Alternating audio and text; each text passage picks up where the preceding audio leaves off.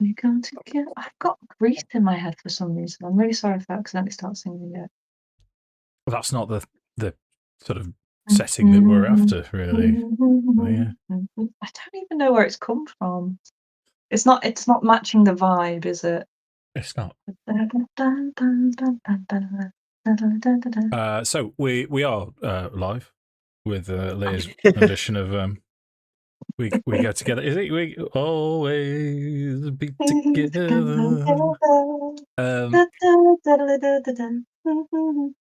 Anyway, continue. Thank you. Episode 35, Curse of Strahd. What I'm going to do, team, you've had your long rest. You've completed what you needed to do from last session. The hags have been dispatched. You've arrived. We need to wrap up a few things in Vallaki, but you will arrive back at Vallaki at nightfall. The guards wave you through. They know who you are now. Hit it. What's your plan? What do you want to do? So, do we want to talk to Father Lucian about seeing if we can get a letter to get his sister's dress?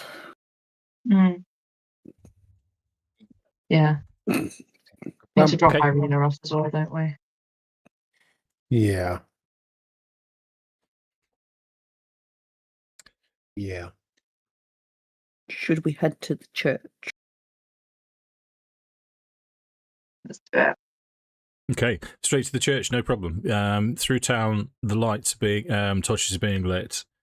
You arrive at the church just in the middle of service, so there are still quite a few people as Father Lucian's going about his ministrations. So you sort of shuffle in at the back, I assume. You don't want to create a ruckus. Yeah, okay. So he sees you, nods, and he sees Irina, and nods to her as well. You very much get the impression that he's wrapping up quickly, which I should imagine you're quite thankful for. So thank you for coming, everyone. Yes, and yes, we will skip the usual psalms to the Morning Lord, hymns to the Morning Lord, and it's been a dreadfully long few days. Lots have happened in the town, but yes, service tomorrow morning as usual. So there's lots of thank you, Father, and then everyone shuffles out, unless you wish to intercede in any way. I'm wondering what else has happened in the town over the last few days while we've not been here. Father Lucian will say, as you ask the question, because I'm going to do my best to not try and rush you through this, for obvious reasons.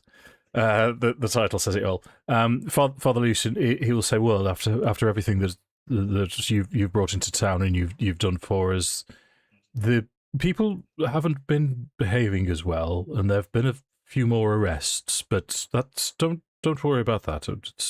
That's for another time. Irina, my dear, it's lovely to see you, and thank you, Father. So what brings you back to Vallaki then?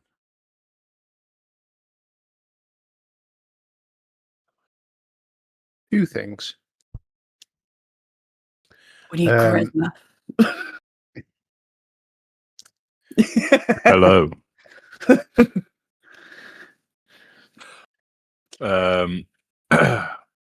Well, when we were in Kresk, Tom. Go for it. No, so I was going to start. The Pharaoh Irina has decided that this might be the better place for her. I quite agree. To be honest with you, I didn't want to say with people of your experience, but I felt that was the better option. My dear, you know you're always welcome, and I believe we are to not go near windows, which is I'll try and make it as comfortable as possible. And Irene is still very thankful. And the second thing? The Pharaoh turns to Horace. Oh. Well, We are in need of a certain garment. When we were in Kresk, we met with the abbot there, and he demanded that we found a particular wedding dress for, well, whatever abomination it was that he was making. I don't know. We haven't told Irina about it, have we? No. It just hasn't come up, has it? No. This thing he was making, it was some kind of flesh golem, but it had much of Irina's likeness. We think it was, well, we know that he was intending to essentially make a bride for Strahd. So Irina looks disgusted at this. Father Lucius says, oh, this is disturbing. Indeed. He sort of puts his hands reassuringly on Irina's knee. There's nothing pervy old man about it. He is just, she's clearly a little bit disturbed. But she will sort of say, the things that you guys have done for me, is there more that you've done that I don't know about? I think the main thing that we can probably tell you, and it's going to be disturbing as it is, it probably will make some form of sense, is that in discovering this Tatiana, who was Strahd's one and only, she looks strikingly much to your likeness,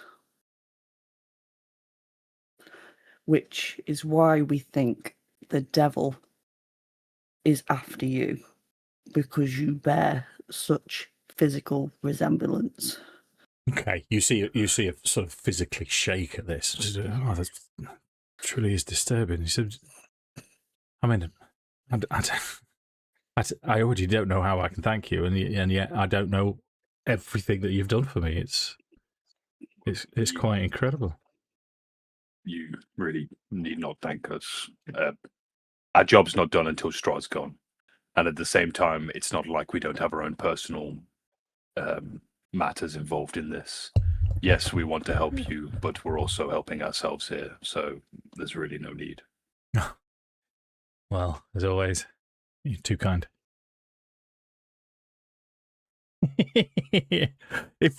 No, I'm just going to ignore the fact that you just winked at me. So, Father, although I secretly enjoyed it, I'm going to rewatch that. Father Lucian's going to say. So you mentioned a dress. Sorry, I was captivated by your story of this Tatiana. What's to do with this dress? Well, it wasn't really much of an ask from the abbot. It was more of a demand that we retrieve this dress for him.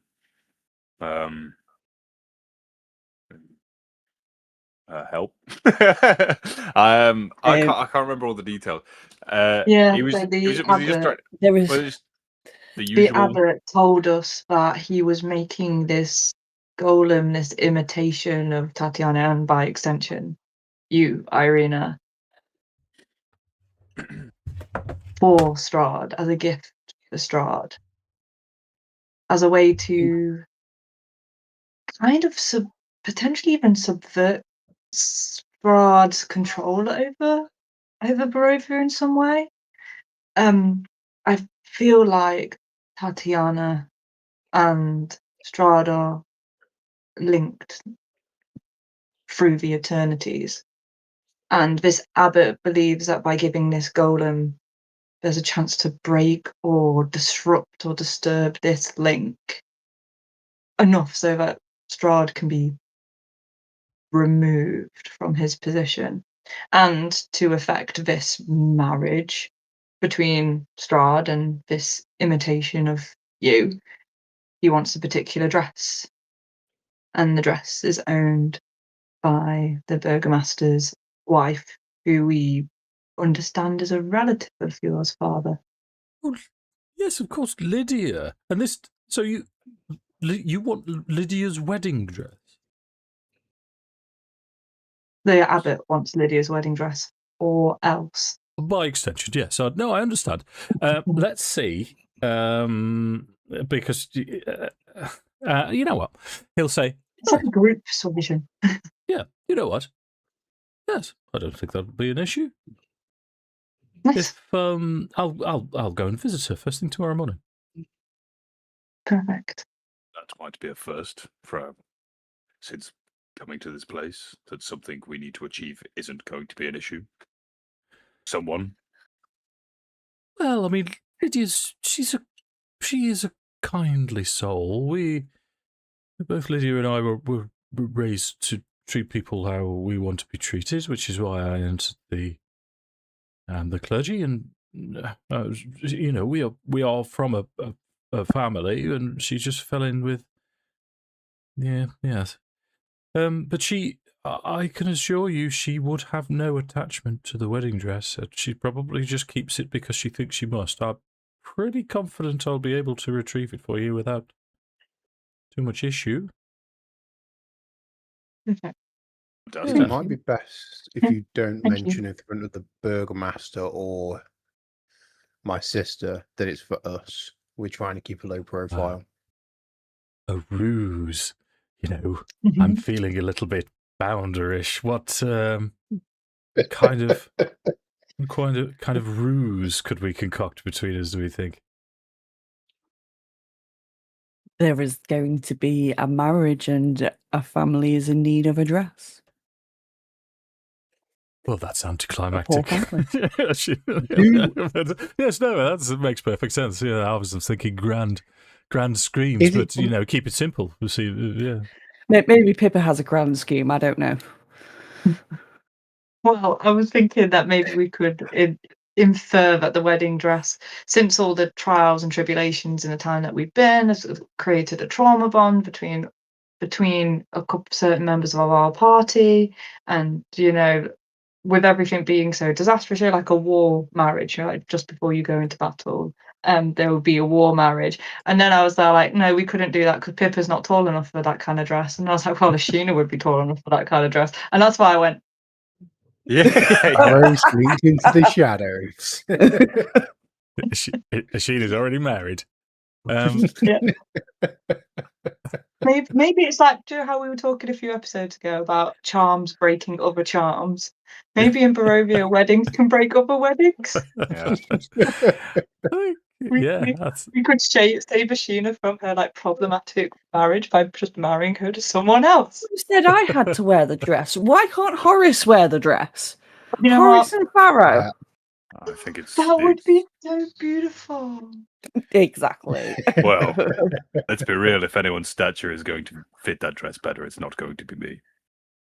I've got the image, dude. You're strutting through town in this wedding dress, bulging out of it, and then you sit down with your legs splayed. Yeah.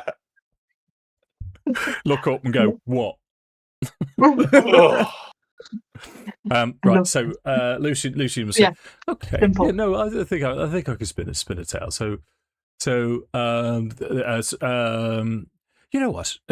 Why don't I just stick to the Burgomaster of Kresk has asked for it to lend? I mean, that's I have a question. Yes, my child. To me or to Father Lucian? Oh, no, it's Father Lucian. Yes, my child. Farrow stops for a minute because he fucking hates being called a child. Yes, my son. my dear boy. Yeah. Hats on head. Yeah. How aware of Vasily's demise is the rest of the town? Well, there was no hiding the fiery warhorse charging through the skies.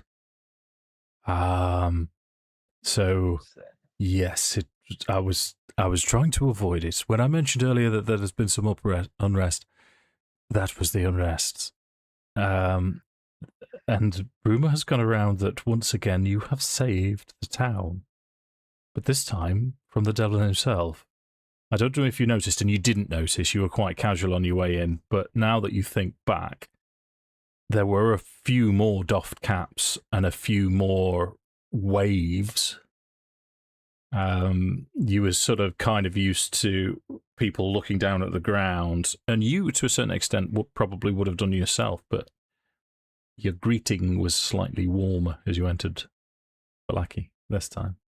So, go on. A question, Father. Yes, my daughter. That's just weird. Are they aware that Vasily was Strahd? I don't believe so. All because it's mostly rumor, and if you'll forgive me, I have done as much as I could to try and stoke the flames in your favour. But the rumor is that the devil arrived to take Irina, and you saved her. That has gone around the town, but there was no mention of Vasily. If there is mention, and there may need to be a slightly more, what's the word I'm looking for? Elaborate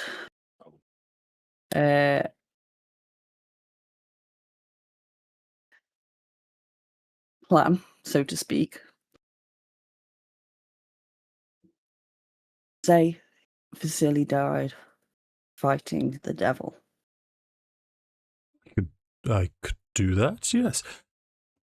If it is asked where Vasily is, if people are asking where he is because they have not seen him, say he died fighting the devil, even if it means there needs to be a plot arranged. Well, it's quite possible that his nightmare incinerated him. For Strahd's nightmare incinerated him. If I may, though, before we continue this line of thought, what happens if, because we know all this time Vasily was Strahd, and we know who the devil is and what he's about. What happens if he does turn up at the gates again? Interesting. He is not to enter. Do not invite him in, Father. I can't stop him from entering the town. The church, yes. He, as far as I'm aware, he cannot step foot here, and we'll keep Irina away from the windows. But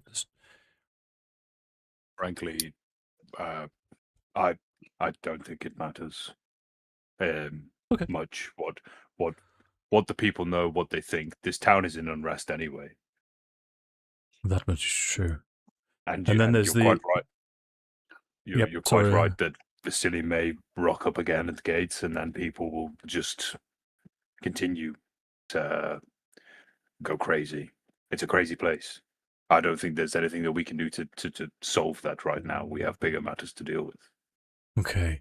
If you'll forgive me, a sort of a playful ruse to get a wedding dress is one thing, but an outright lie I would have issue with. Would it suit your purpose if anyone were to ask? Obviously, I wouldn't want to go around spreading the rumor, but if I were to suggest I believe Vasily was involved and he was not seen again, would that suit your purpose? Yep, that's perfect. Yeah, okay. I think we Vasily was a travelling man anyway. Indeed. Indeed. Yeah. Well, it may be worth noting, though, if he does find his way into Vallaki again, if you hear so, maybe keeping note of it. Oh, absolutely, yes. Yes, where would he? Because his allegiance is with the Voctors, if I remember from your stories. Probably how the Voctors have controlled, actually, isn't it? Strahd just directly comes and visits them via the vintage of the Billy. That 5 times fast. Okay, and just gives them all this shells on the seashore.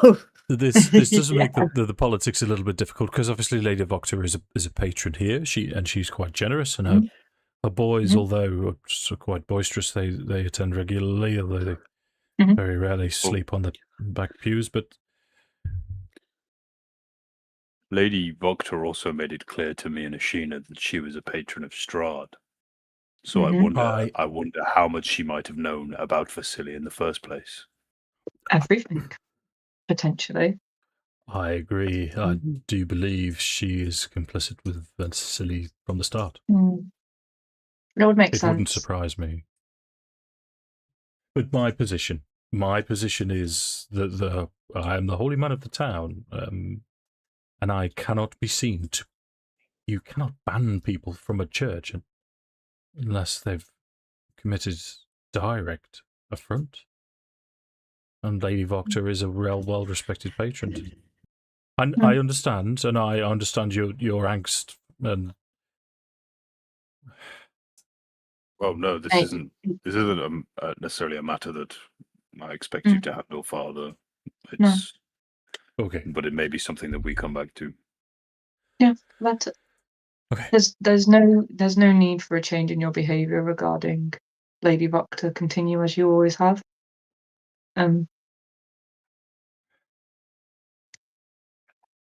It's one of those weird things, isn't it? The more you play the game, the more the game is played. Let things by. Well, yes. But the game I'm playing is anything to do with Irina's safety. So don't have fears on that. Yeah, she needs to be safe as you can make her. We are aware from your previous exploits that you have some magic about you, Father. Do you have any spells, magic that you would be able to use to contact us over great distances? Sorry. No, that's quite I should have warned you. Because I get to look through my books. Oh, use the book. What level cleric is he? Not very high. Element. Bless. OP. Right. Ooh. I think he comes under priest. I'll tell you. So 2024 rules. Yeah, so he's got quite a few bonus sections, which is nice. Bless, healing word, sanctuary, but that's pretty much it. Okay. So no, I don't possess the ability to contact you over great distances. That's okay. But I'm assuming that we stick to the plan, and Irina.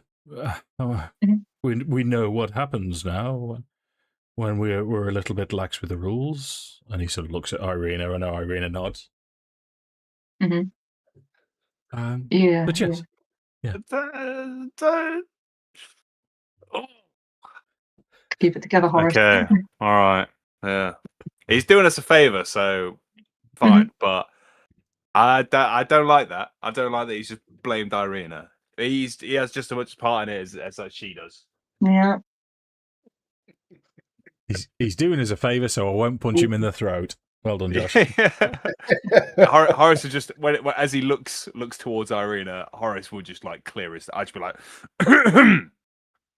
clear my throat. You can see Irina. She sort of puts her hand sort of as if to say, "Yeah, it's okay, don't worry."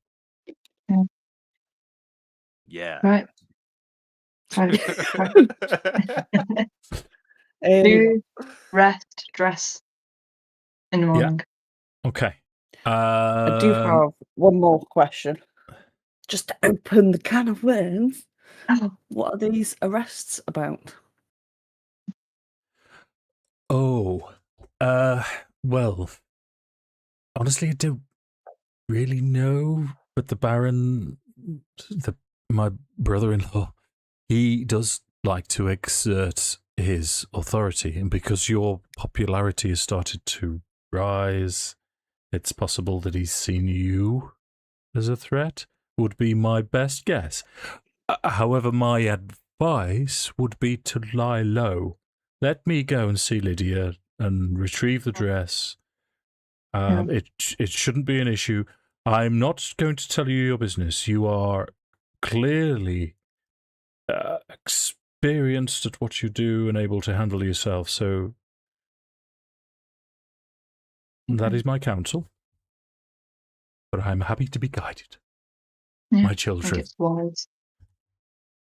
I'd say people aren't fighting back against him or anything of such manner. People aren't fighting back against Willow, and that's how it works in the Lackey.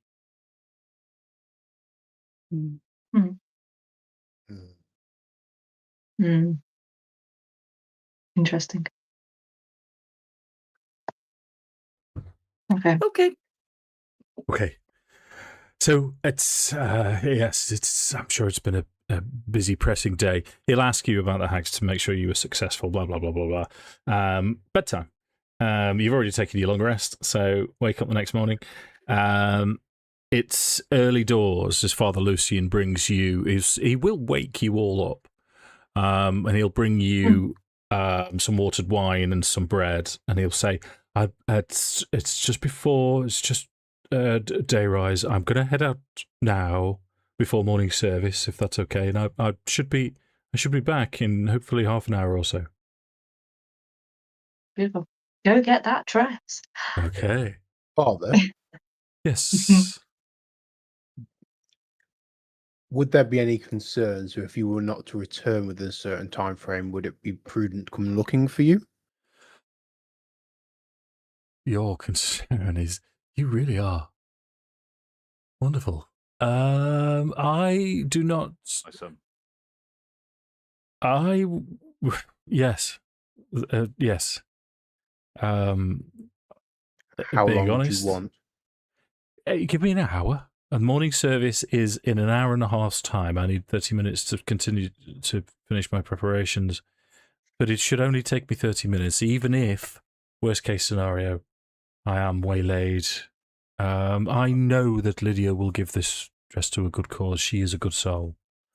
But your concern is wonderful. Lydia is not my... Sorry, Horace. No, you go. Lydia is not my concern in this matter. And you have been seen cohorting with us. Yes, but I am also a figure in this town, and I don't believe Horace would be so foolish. I've been wrong many times, but it would be the last thing he does. That I assure you, Father Lucian. Okay. You can see genuine warmth from Father Lucian as he sort of nods. As he walks past you, he'll sort of pat you on the arm. But Horace wanted to say something before he actually leaves, I believe. Yeah. Perhaps if if we don't hear or see you within the hour, then Pippa here can send you a message. But my concern is if you're in a precarious position where you can't just tell us what the problem is, then perhaps we should have some kind of code word, if you will, so you can let us know that you're in trouble without, having to say it. Well, forgive my boyish excitement once again, but could we call it a safe word? And what would the safe word be? We can call it Father, whatever you you're like, a man of the cloth. Yeah. You dirty boy. I'll give him his moment. Yeah. He goes bright red. He says, "Oh, wait, no, not that kind of safe." Oh, I hadn't Oh, Father, bless you, Father. Father, you even know what that kind of safe word is. Worry not. What's your safe word, Father? Do you have like a mantra or a statement that you'd put at the end of a prayer or a blessing? Oh, yeah. Because that would be something you would whisper to yourself and wouldn't be weird for a priestly man. I have it. To speak. How about all will be well. All will be well. Yes. Will be well. If we do not see you in an hour, I will send you a message by magical means, and you can tell me whether. And if you say all will be well, we'll make all well. This is terribly exciting. I half want something to go wrong now. So, oh no, sorry, no. Okay, you don't have to wait for bad news in this place. Yeah, true. Okay, so off he goes. Would everybody roll D20 for me, please? Yeah. Oh wait, to everyone. To everyone. 20. Oh no, that one! That one! No! We've not done 1, well 2, 7, and 8. Do. Okay. So, by your estimation, 10 minutes go by, 20 minutes go by, 25 minutes go by, and you start to look out at the window. You start to look out at the front door. 30 minutes go by, and there's still no sign. Whilst we're sort of pottering around, can I stick my head into Irina? Yeah, of course you can. It's more so I want to check that she is in there and not dead or taken away. Yeah, she's there. She's there. She can be about. She can be a part of that conversation. The whole thing could have happened with Irina, and she's moving around, staying away from the window. She got like an actual cell, like do you know, like a yes, she has. Like a nun or a monk cell, not like a cell, but a cell. Yes, not a cell. And she recovered from her exploits on the road. You know her to be a stoic young woman, and you've seen a fierce side of her, and you've seen a delicate side of her, and she seems back to neutral. Neutral for Irina is good. Cool. Yeah, so she seems perfectly fine. But we get to 35 minutes go by, and there's still no sign. Said an hour. We said an hour. Yeah, but Farrow's starting to pace a little bit. Pippa smokes her pipe. On the church. On the front step. On the front step. Yeah. So we get to 45 minutes, 3/4 of an hour go by, and you see Father Lucian walking towards you with a large cardboard box in his hand and quite a large grin. Okay. As he approaches, and he's trying his best to sort of look nonchalant, but you can tell there's a little bit of a swagger in his step. He's not John Travolta by any stretch of the imagination, but he's almost, for a priest, strutting as he approaches. He'll say, Pippa, it was good to see you. Oh, you're all here to greet me. I did it. No, get inside. Yeah. So yeah, he's got the dress. He'll tell you that the simple tale is he went to see Lydia. Lydia received him. He managed to mention to Lydia that he would like to speak to her in private, and she said yes. This is what your roles were to do with, just to see exactly how it was going to go. I was going to apply, if you ended up on an even roll, things would have gone bad, and you've had to have gone in. As it turns out, your combined rolls were even. If it was odd, then you'd have had to have gone in. Yeah. It was just a simple way of getting you all to roll the dice, just to see if see what the universe had decided. Because that could have taken a whole different spin on today's session. I've had to change everything. But in this box is a pristine white wedding dress. And Father Lucian will say, so, So I assume you've told him your plans for the rest of the day. So should I keep hold of this here until you return and on your way back to Kresk? Yes. Probably for the best. Yeah. It's very clean, and I have a feeling the place that we're just about to visit is not very clean.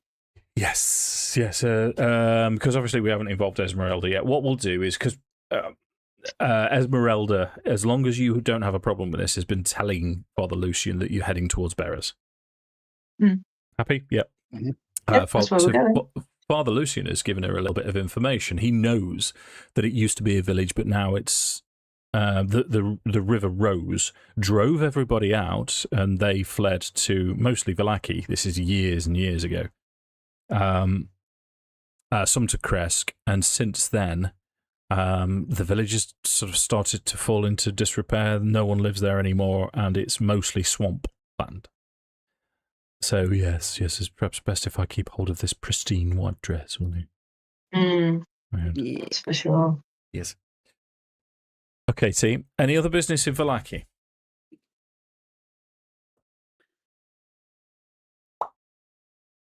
The book.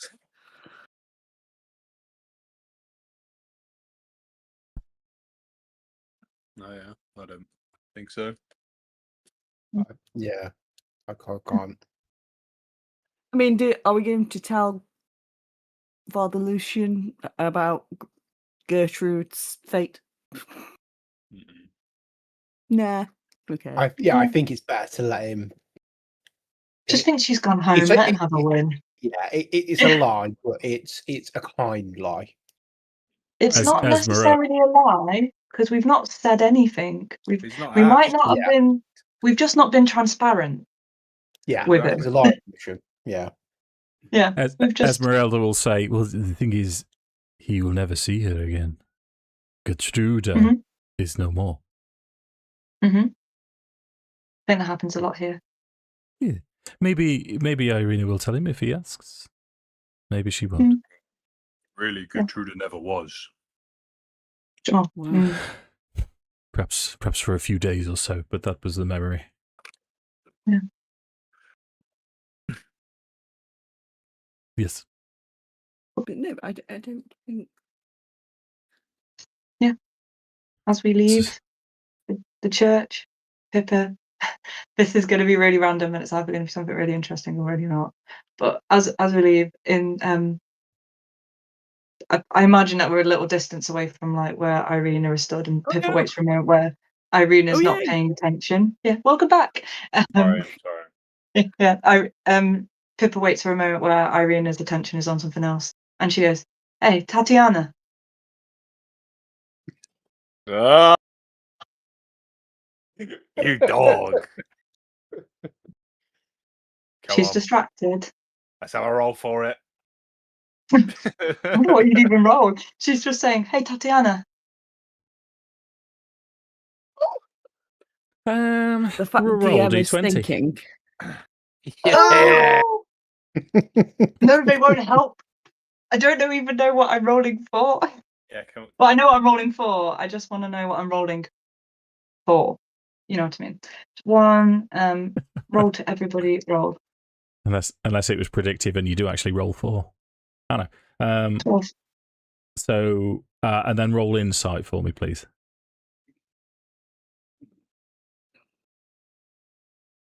Oh, it's pretty 17. good. 17.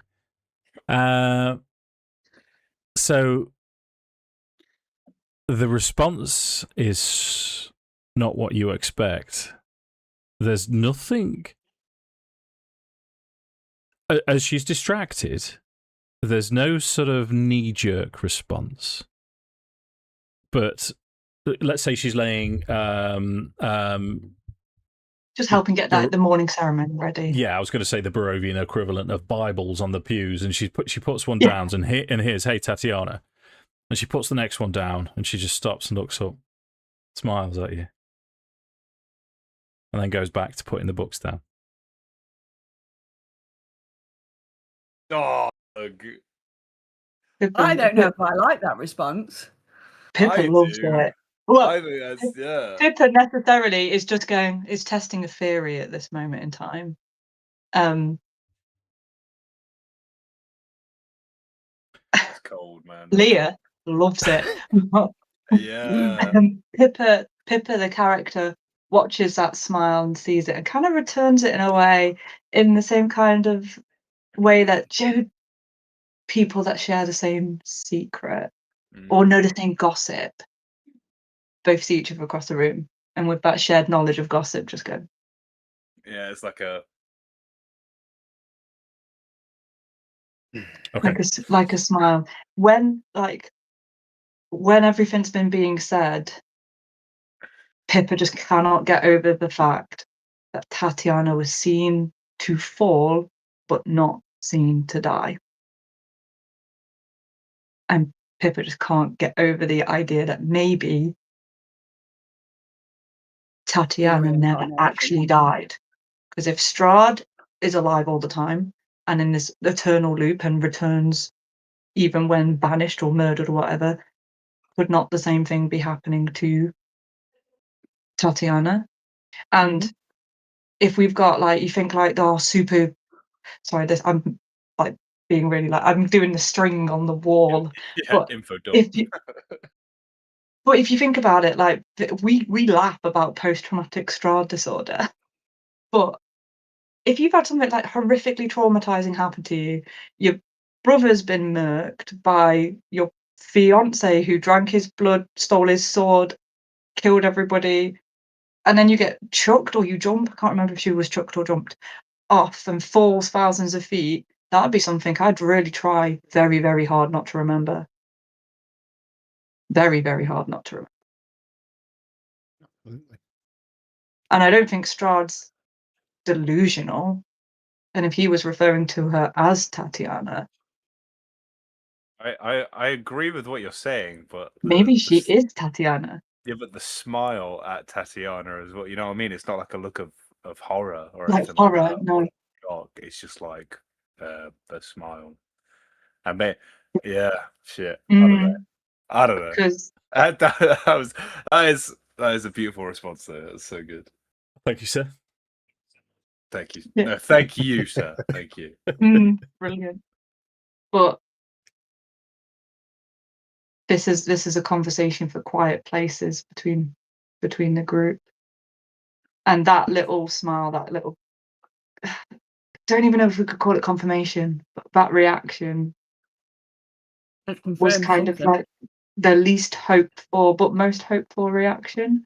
It's like, yay, my theory might be right, but oh crap. My theory might be right. Might be right. And today's not the day for this battle. We don't know. Pippa leaves the church with that knowledge. Or that seed of knowledge. Cool. Yes, let's leave the seed of knowledge there. Let's take you to the map of Barovia. I'm going to use the new one from the Horace Within book because it is pretty. So Valaki, just here. Your journey today is going to go across along the Svalich Road, and then you're going to deviate south. Berez is here. The going is firm to start off with. You're on a track off the Svalich Road.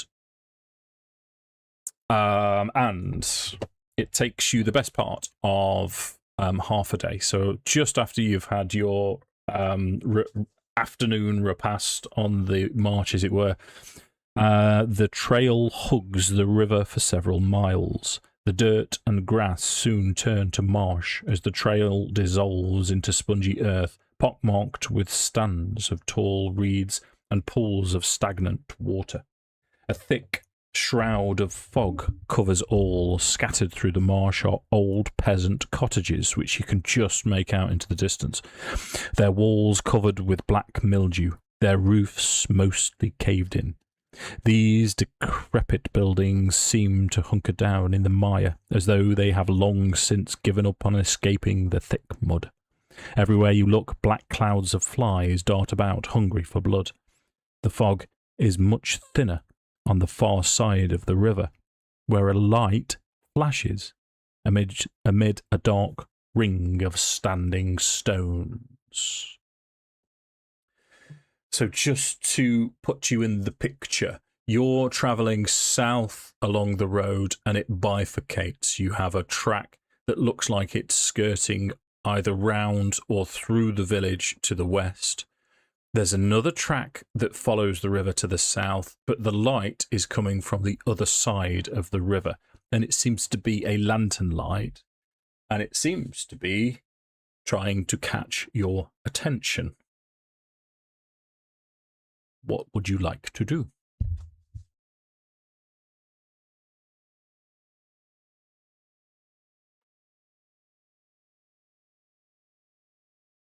Farrow very quietly suggests that he approaches the lantern light quietly and alone.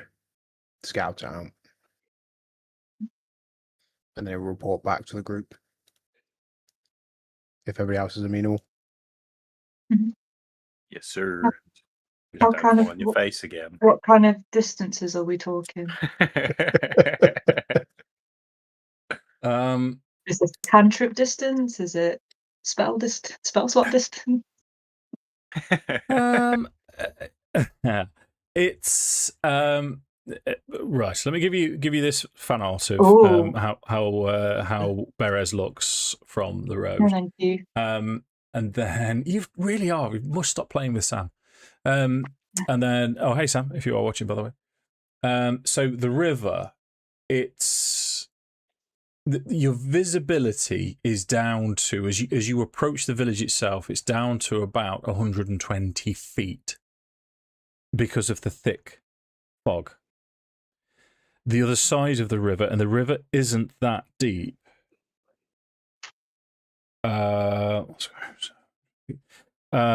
It's the river itself is about 150 feet across. So you've got to cross the river to get to this lantern light, is the biggest issue. And it's approximately 200 odd feet away, but the fog is mostly settling on where the village is. So, in theory, we would have to go through the village to go look. Or across all this swampiness. I'll tell you what I'll do. Let me give you. We'll load this up now because we're going to need it. So wait until it's loaded up. 1, 2, 3, 4. Hey, love it when technology works. So if I give you, it's not much to go on yet. What I'm going to do is just going to fill in some of the map that you've already been onto already. Let me just view this as player so I know what you are seeing. Okay, so you've travelled down. The other thing that will have to happen is Esmeralda's wagon will have to stay back up here. Now, this is the start of the river. The flashing light is coming from over here. This is the bifurcation of the road, so that seems to loop around. You can just make out in the fog, not far away from your position, what looks like these dilapidated cottages. You see some in this direction, some in that direction. So it's possible. Your best guess is this road follows the river. As the river meanders, it seems to follow it exactly. You suspect, as most good villages do, that's a road that circles round. You would imagine it loops round in some way. If, however, Farrow is going to part from you, he's got to cross the river to get to the flashing light. Okay. So.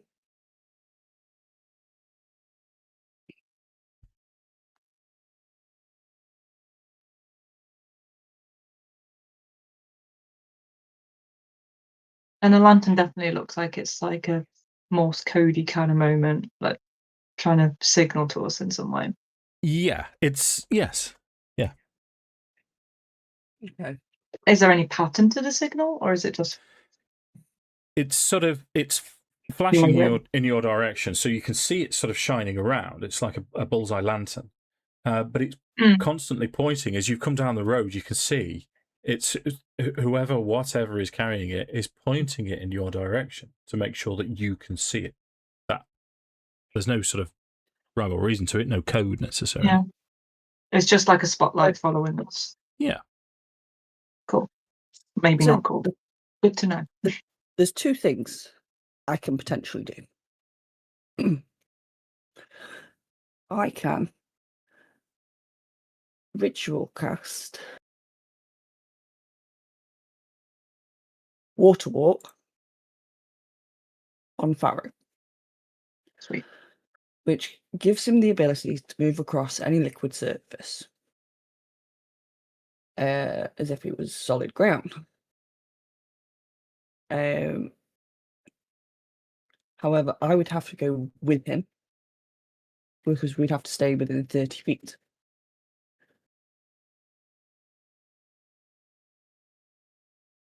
But I could actually do it on all of us. So we could all go.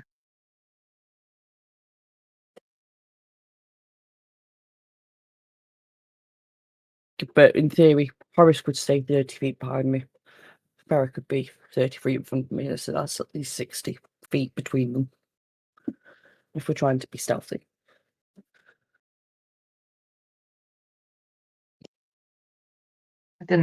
Well, last time we split the party, I really enjoyed myself, and I feel like Horace really enjoyed himself, and I feel like Esmeralda really enjoyed themselves. But you two had a really hard time. Nah, piece of business. I don't know what you're on about. Didn't nearly die. I'd be devastated if something happened to you guys again with us just waiting. I don't see the part where you have to stay within 30 feet. Is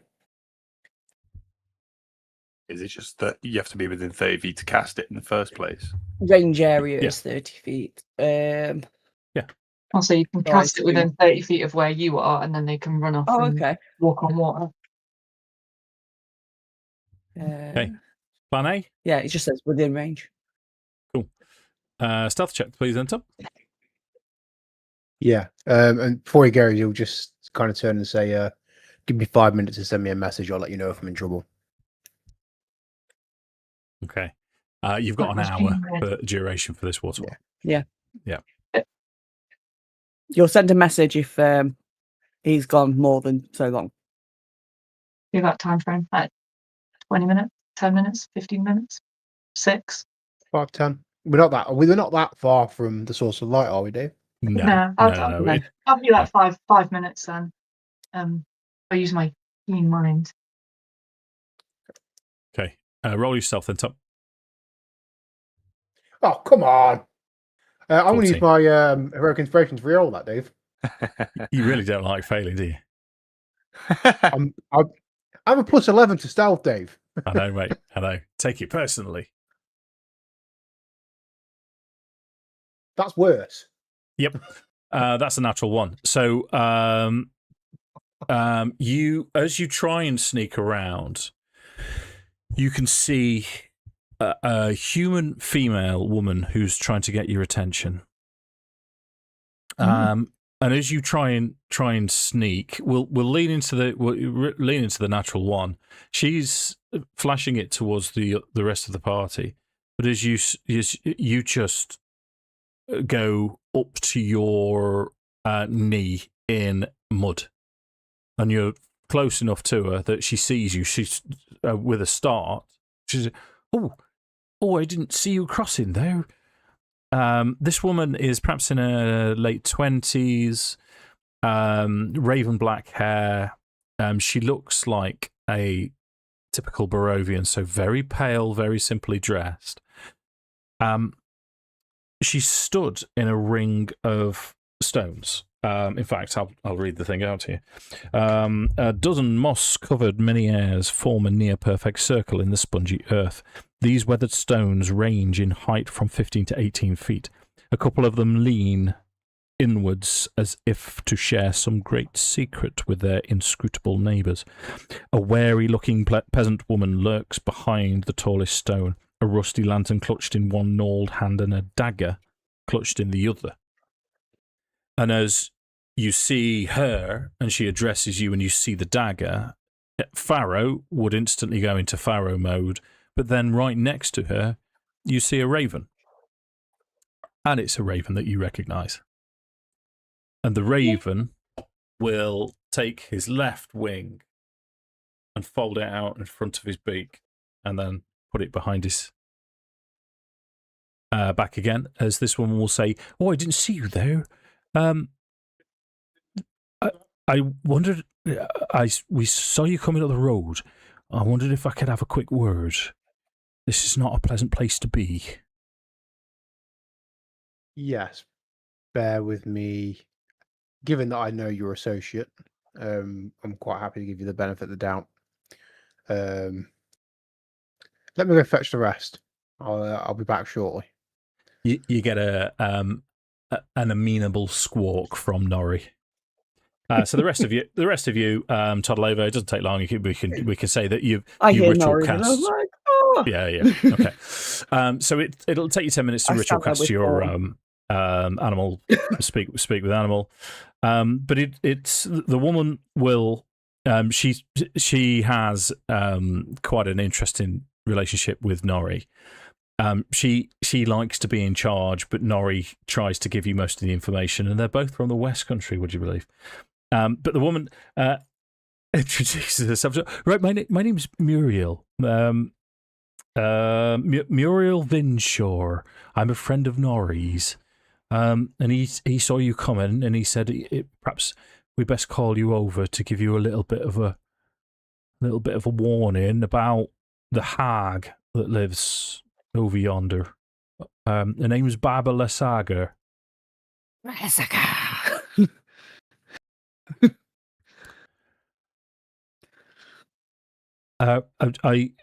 Norrie tells me that you're big damn heroes and that you know what you're about, but I just wanted to be sure. I mean, anything that you can tell us about. Well, I don't know, and this is embarrassing to admit, but it was the easiest way to. Norrie's. The people that we both sort of belong to, she hates us with a passion, and we don't quite know why. She regularly captures our kind, and she makes scarecrows from them, and then animates them, and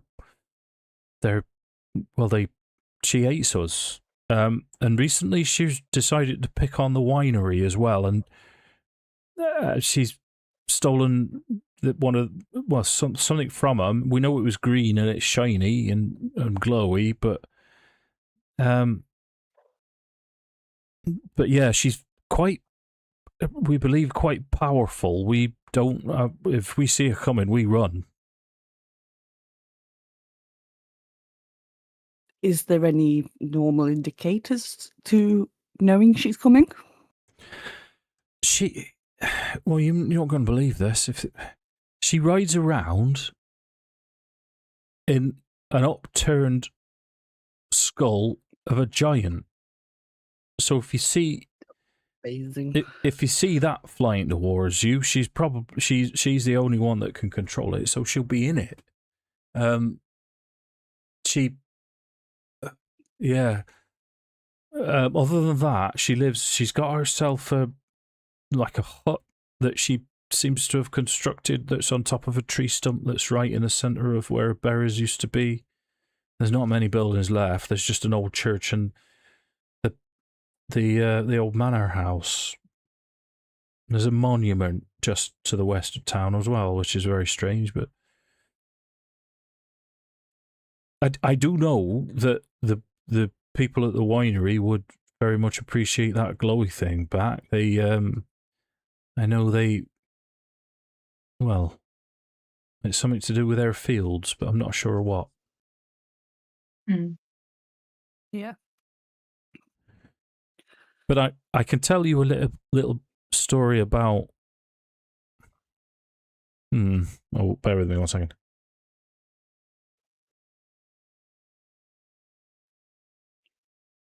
Yeah. Oh, she will also say that and recently as well, as part of a campaign because she was just picking on us a lot to start off with, but when she started on the winery people, she got friendly with the evil druid types in the hills and on Yester Hill. So I stay well away from there as well. Yeah. Okay. That's Any idea what they were trying to do a few months ago? About a week ago? When you came to help us? Who was trying to do what? Sorry? The Druids about a week ago. They raided the winery, apparently. Oh, wait a minute. Was it you that cleared out the winery? Well, Yeah. You didn't tell me that, Nori. And Nori squawks. Well, but perhaps you are a big damn hero, so if you'd be doing us all a favour if you could sort that hag out once and for all. I'm not going to ask you to do it, though, because I wouldn't like to think I was sending you to your death. But I think it's going to be one of them where anything you can tell us about her. Well, that's part of some of my knowledge. Has anyone ever tried to attack Baba Lysaga before? No, is the short answer. Everyone just runs from her flying skull, or is it a skull that's like on the ground, dragged in some way, or is it like floaty in the sky skull? Floaty in the sky skull, it flies. Jeez, flipping heck. Yeah, that's great news. That's fine. Cool. All is well. It's very rapid as well. Oh, does it? Does it appear out of nowhere? Well, it depends on the. You always see it come in. Well, it depends on the fog. Yeah, because it's this place with the marsh and all the flies and whatnot. It's difficult to see, specifically further than 120 feet. That's good to know. Sorry, I did ruin it, didn't I? Yeah. Well, it's Muriel that's talking to you in a minute because there's a slight female twinge to it. And maybe Nori the Knowledgeable may also have something to say on the matter. My guy. Give Mario a wink. My guy. My slime. This town, did it start to form a swamp before she picked a fight with the winery or after? Oh, well before. It was abandoned many years ago. The story goes that it was abandoned and the river rose, and then Lysaga, this woman, this hag, moved in, but it was before my time. Okay. The church in town. Yeah, there's a church, there's a manor house. And listen, we can be quite sneaky. We think we've seen what looks like other than the hag herself, there looks like a ghost that hovers around the manor house. I don't know whether you need to be wary of that as well, but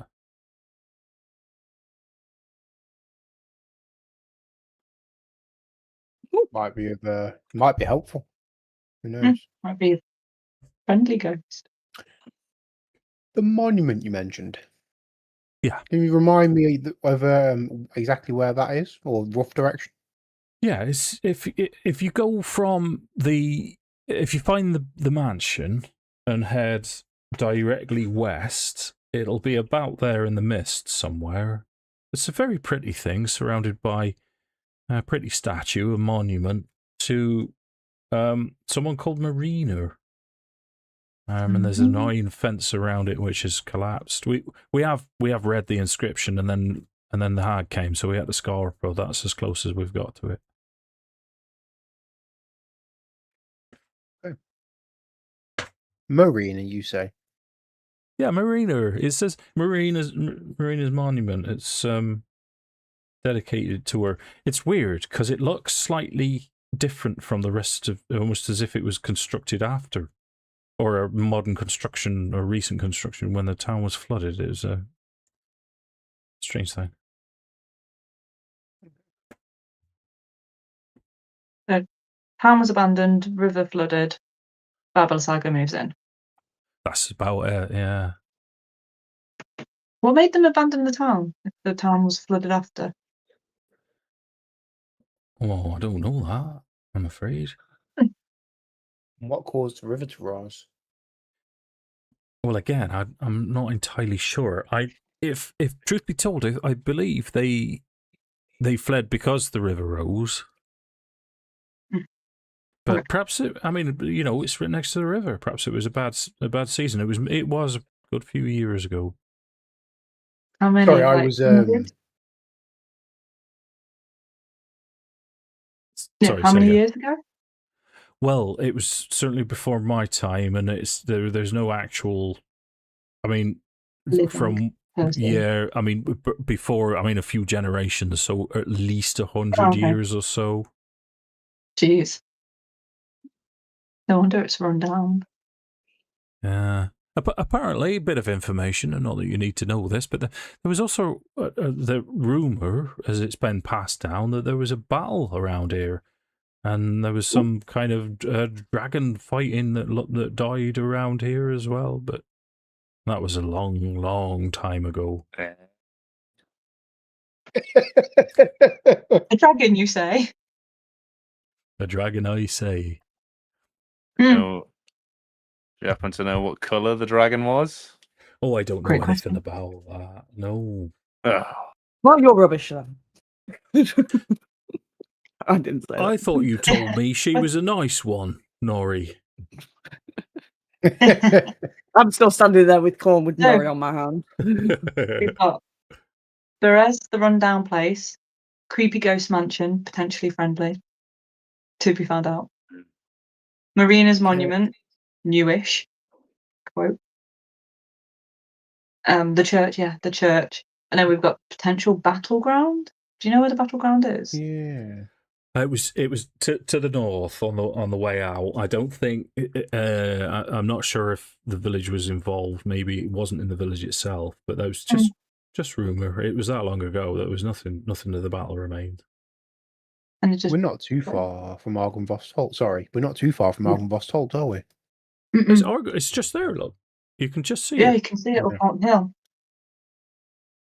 That was proper Up Derbyshire. on hill. Up on that my Derby came out right strong just then. Yes, up on the hill. Up on hill. Yeah. And there's bones there, or just remnants of a battle. It's rumour. It's just passed down through the generations that this was the site of a battle many, many years ago, and there was a dragon involved, and it's all the local kids know about, or used to know about it. Cool. We've got a lot to do around here. Yeah. What do we want to do? That was my information. If you'll forgive me, I don't like hanging around here too much. I've done what Nori wanted me to do. I have one more question for you, Muriel. Oh, I don't like the look on your face, sir, but go on. Nori has an epitaph. I can't say that word. He is Nori the Knowledgeable. Would you like one? And what would you like it to be? She narrows her eyes. Do I get my own title? Like Nori the Knobhead? Yeah, you know. Here? No, Nori the Knowledgeable. All right, no. Maybe Muriel the Magnificent? Muriel Yes, the Mighty? that. No, magnificent. Thanks very much. Perfect. So, by your leave, then, if I may. My lady? Yeah, well, near these menhirs, there's a sort of what looks like a secret-ish compartment, and she winks at you, lifts up this mound of earth, puts the lantern in. In there, you can see tools, you can see rain cloaks, a couple of lanterns. There's certainly nothing valuable. And as she closes it, she lifts her left hand and salutes you.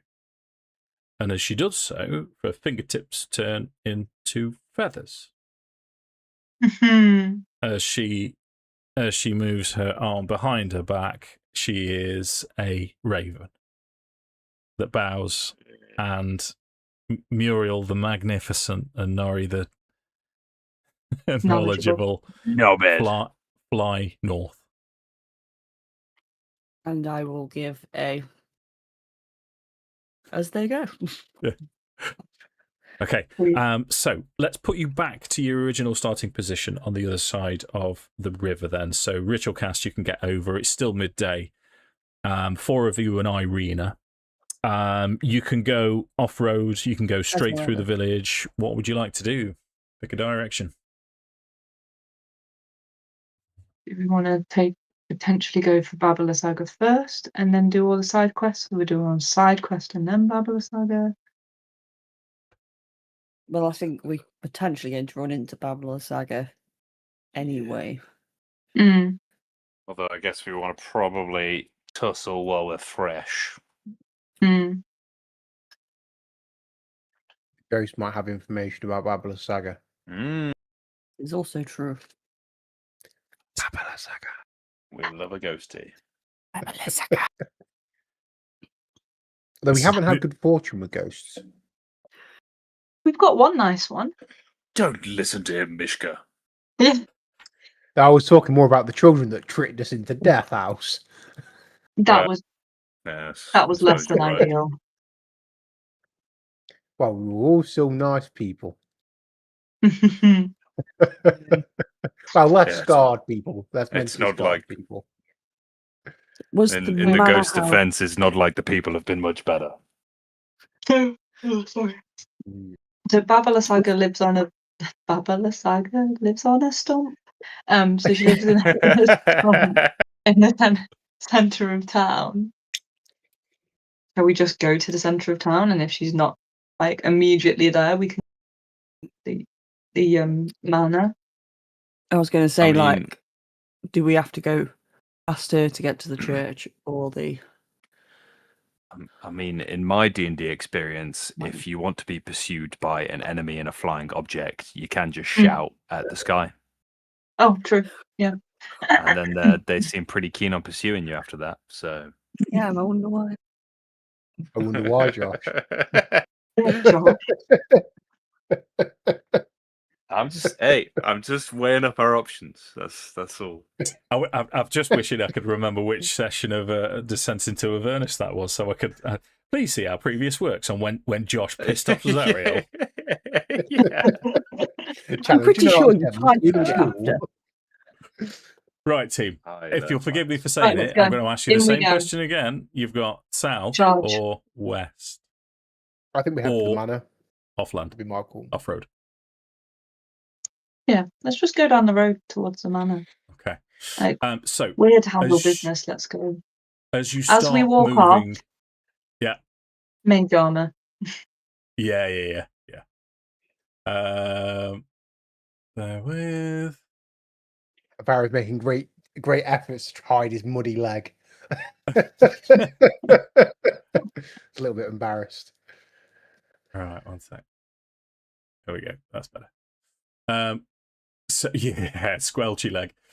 So as you continue south, in fact, I'll read you the description again.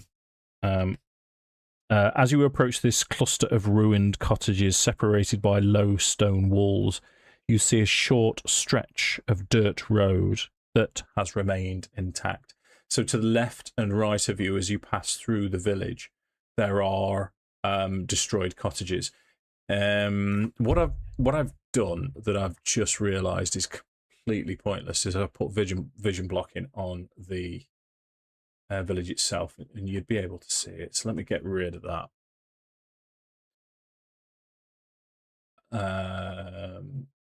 Yeah, so you've got all of these destroyed cottages as you continue through town. There's no sign of a burgomaster's mansion or anything else as the road continues to sweep to the west. So I'm going to take you to there for the time being.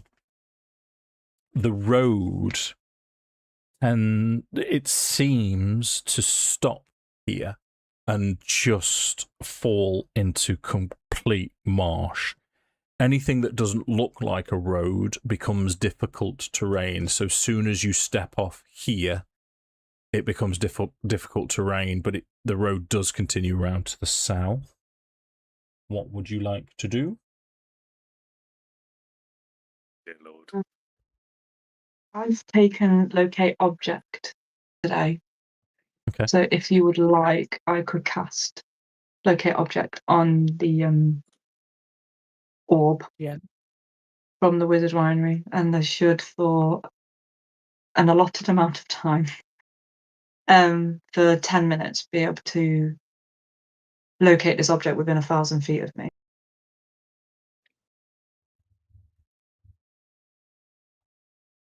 Yeah. Okay. Yeah. Oh, cool. So, do you don't have? It doesn't need you to have been in contact with it before. Describe or name the object. That is familiar to you. So yeah. I've met the twin or the. It's fine, Lee. Yeah, another one of exactly the same. I'll allow it. So from where you are, you're getting a ping, a very strong ping from a northwesterly direction, but it's taking you through swamp. No. West, that way. Okay, so you're heading there? Is it? Yeah. I don't know if there's any way to walk on it without walking on it. It's either that or we go and try the other road, because that also heads northwest. Yeah. Yeah, do we want to try and stay on the road? I've got 10 minutes of this up, but at least I've got a general direction in which it was last pinged. Shall we go back and try the other road and see if that road... I mean, if water walk is still up, it's any liquid surface that allows you to walk over.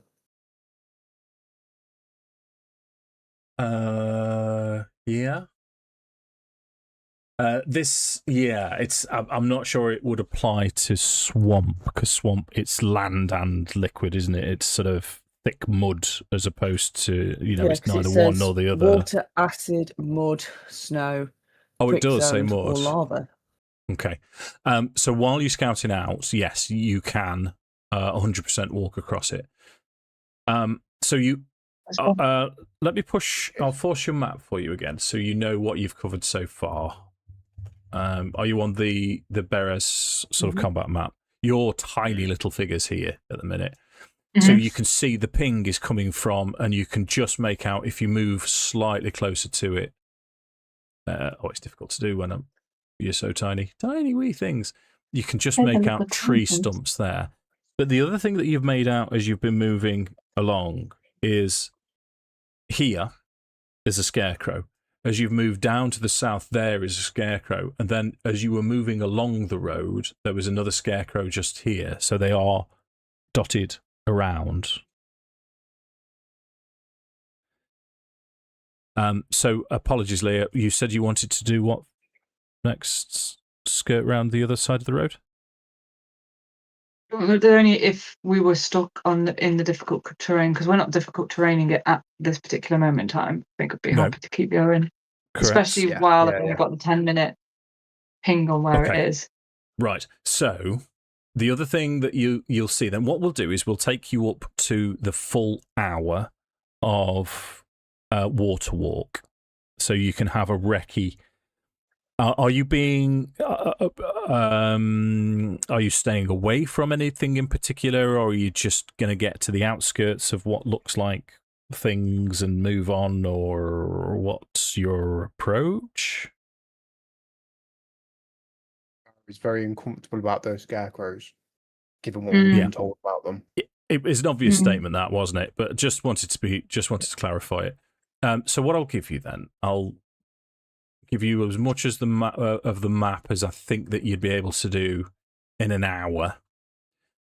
So here you can see a goat pen, believe it or not.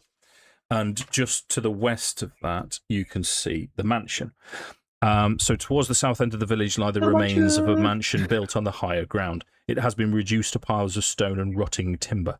Empty, arched windows stare at you. South of the ruins, an untamed garden runs rampant, surrounded by broken walls that are no longer able to contain it.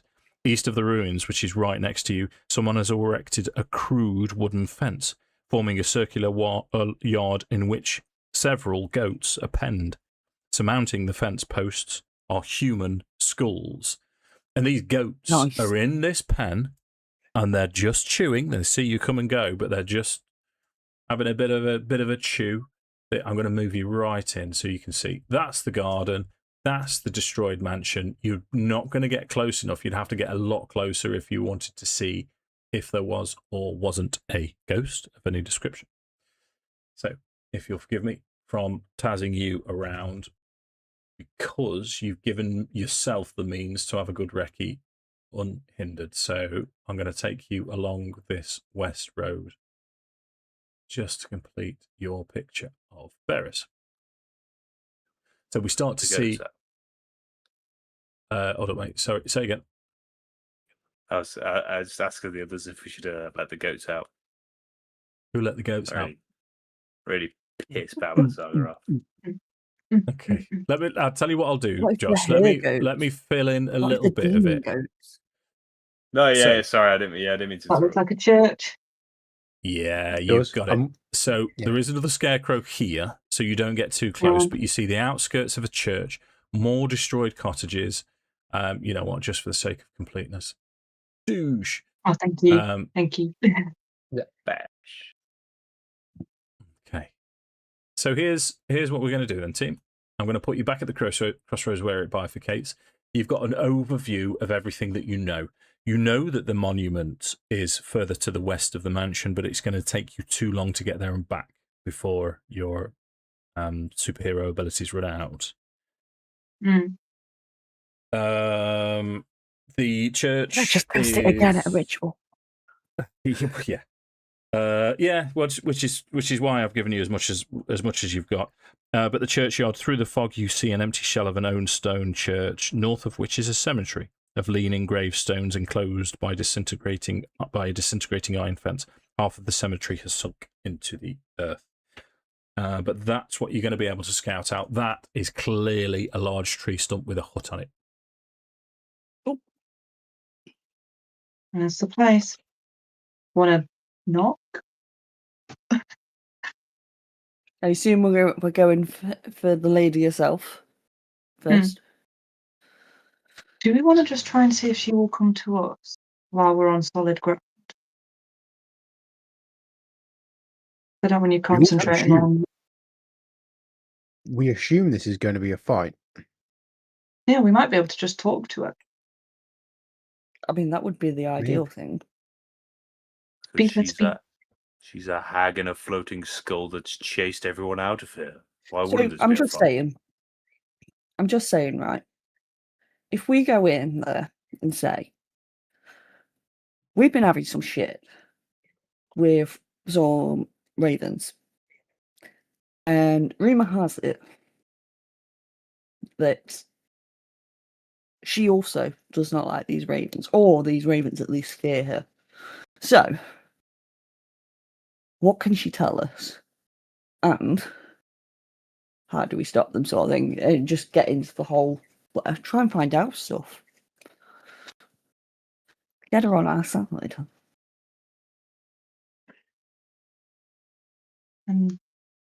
Lysaga, come and destroy Strahd with us.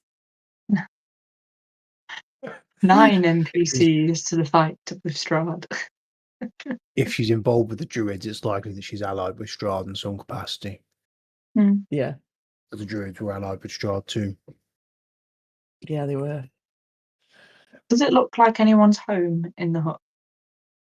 You would have to get a lot closer to figure that out. Oh no, Josh. Oh Josh no! Down. Josh back. What the heck?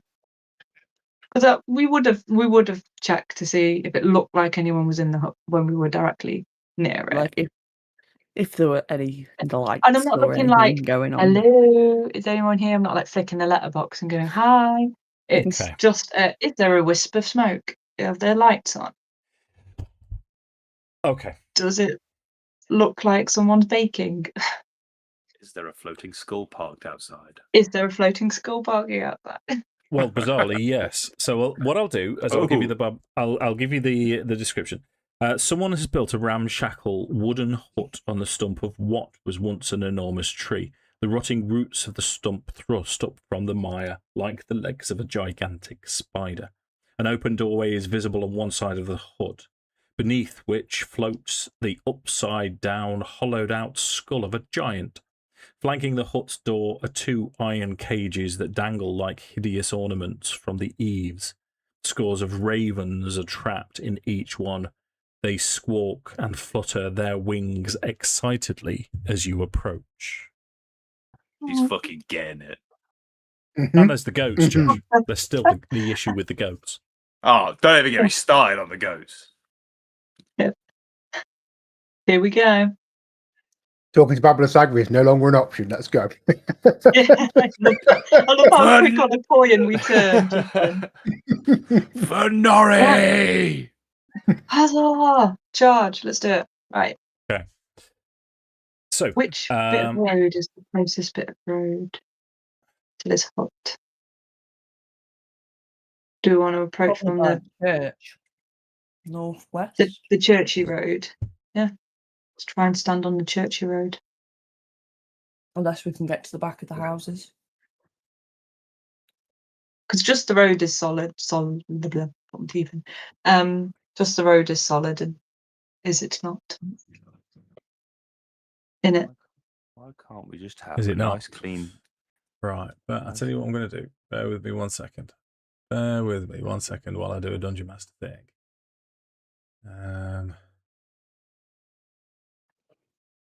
Why Just can't we fireball just them.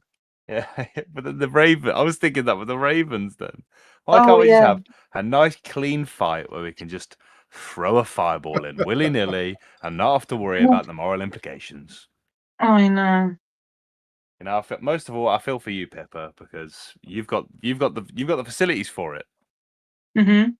And I've done reasonably well so far because I don't think I've set any of you lot on fire yet. No, it's horrible, isn't it? It's almost as if someone's trying to make it interesting for you. What a horrible thing. Nah. Yeah, those little kids. Don't give me that. I didn't mean that one. I still managed to throw one fireball in that werewolf fight, though. You did. So you're approaching from the north. Did you say from hither? Yeah. Yeah. 105 feet. Cool. Still in range. What I've done is I've given you all 120. Hold up. Bear with me. Vision. Yeah, that'll do. So you've all got 120 feet vision. So the map should be accurate. You can just about make out the outskirts. The entrance, as you've scouted round, is on the east side, and the skull is that little square bit there. Mm. So you can approach from this side. You can the other side. Approach from the other side. Regardless, it's difficult terrain.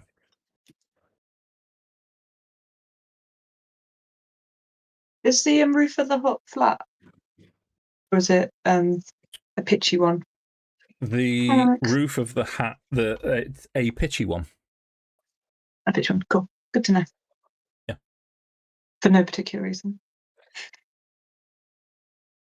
The other thing that you have seen from inside the hut is a very familiar green glow. Oh, I should have taken telekinesis.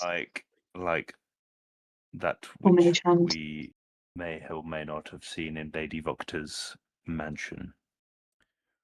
That you've seen from gems that go into the ground. Wow. Okay.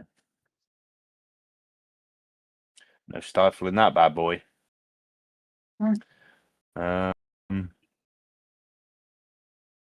What do? Do you want to just shout for her, or do we want to try and sneak up and just try and peek it? Well, the difficult terrain worries me slightly, but I think is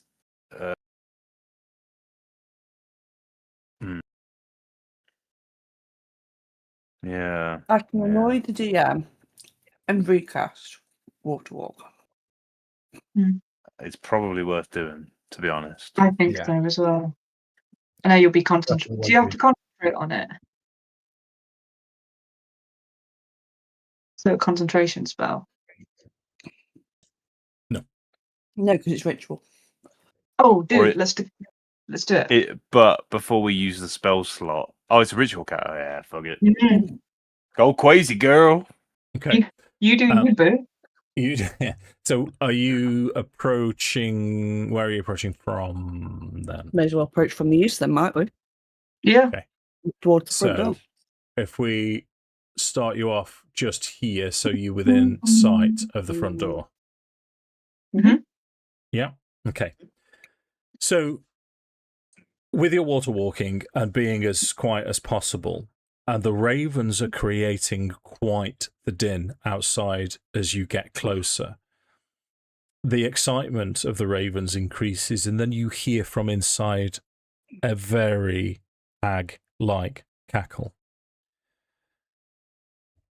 Fortunately, the sound of the ravens are masking any disturbance that you would make as you approach, and you get a glance inside the hut. As you peer around the skull, which is floating, sort of like land speeder type float, the hut is 15 feet on a side and packed with old furniture, including a wooden cot, a wicker cabinet, a slender wardrobe, a wooden table, a stool, a barrel-topped chest reinforced with brass bands, and an iron tub stained with blood. In the middle of the room is a ghastly wooden crib with a small... It's got sort of silk hangings over the top of it. All the furnishings except the crib appear to be attached to the floor.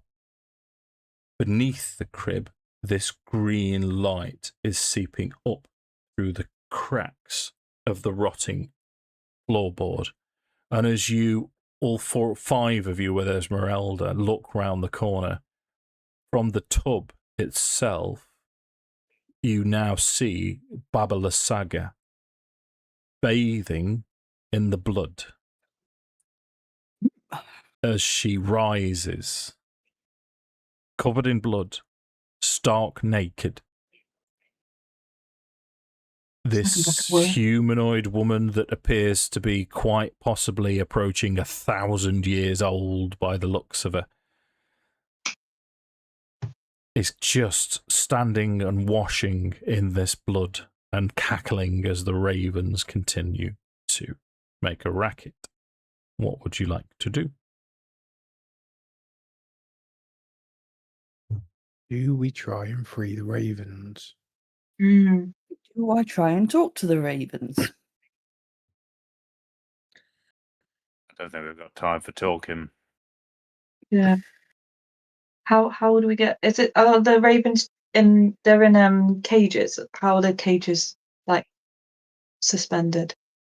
Suspended, as you've just indicated yourself. So, is it chains? Chain link going down, and there's no.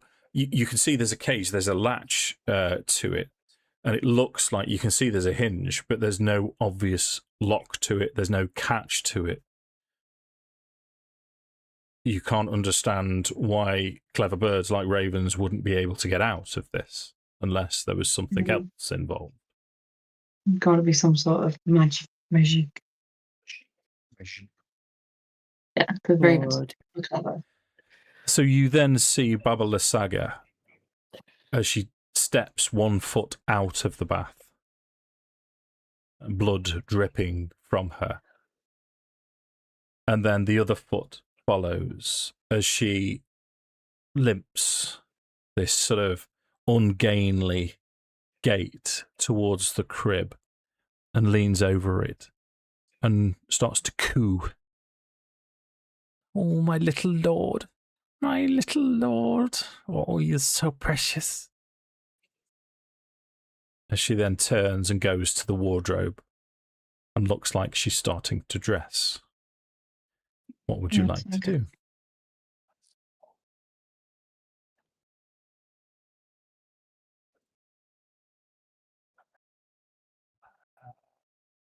would Pippa We need- have?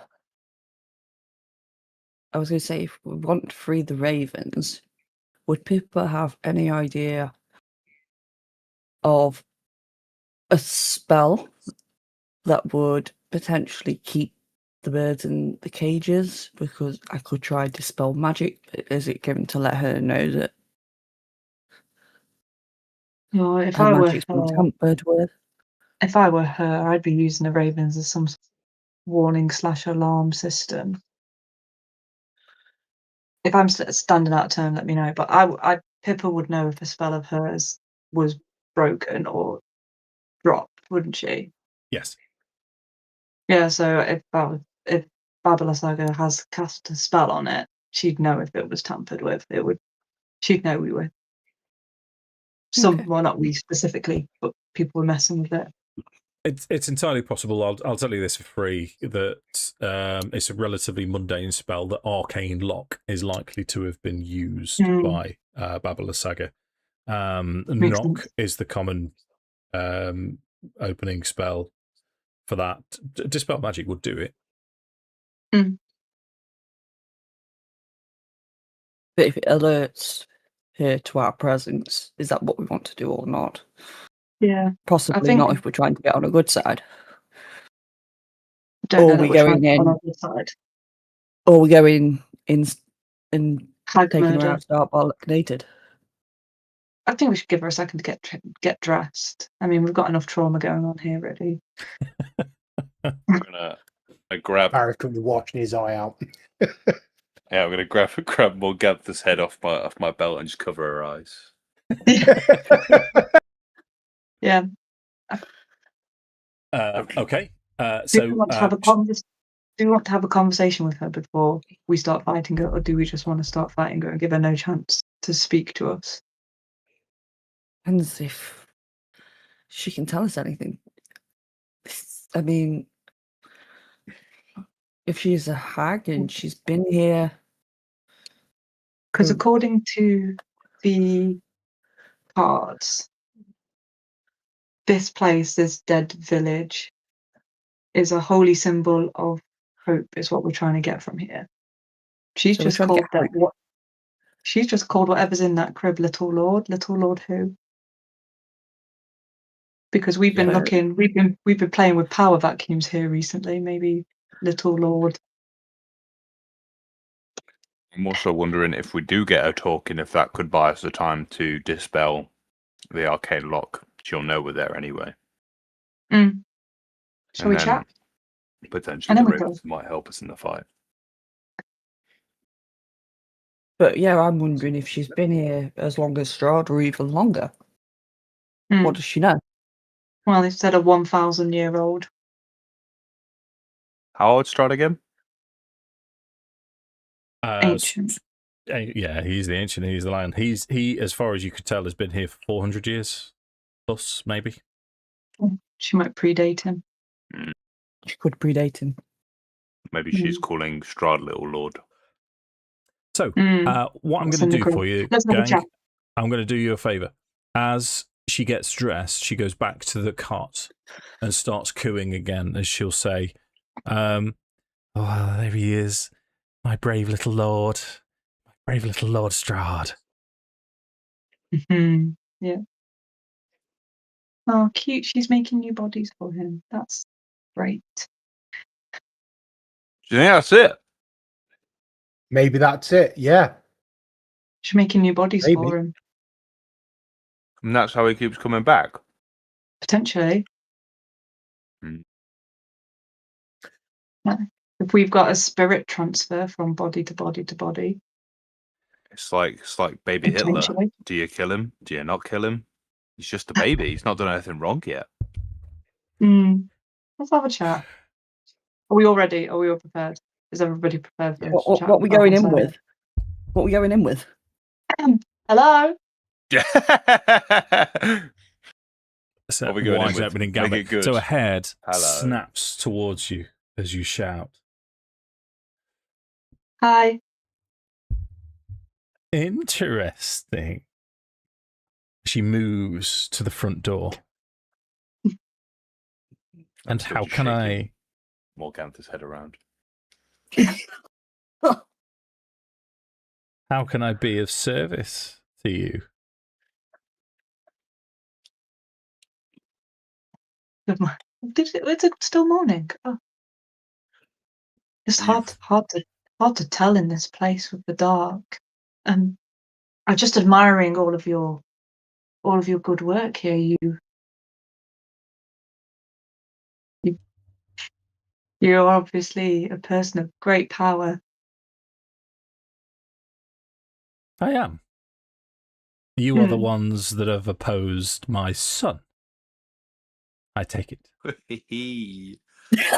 Oh, I did notice the resemblance. She narrows her eyes. Mother! I assume you've not come here to surrender. Maybe we don't want to let those ravens out. No, that wasn't our intention. So you've come here to die. That's also not our intention.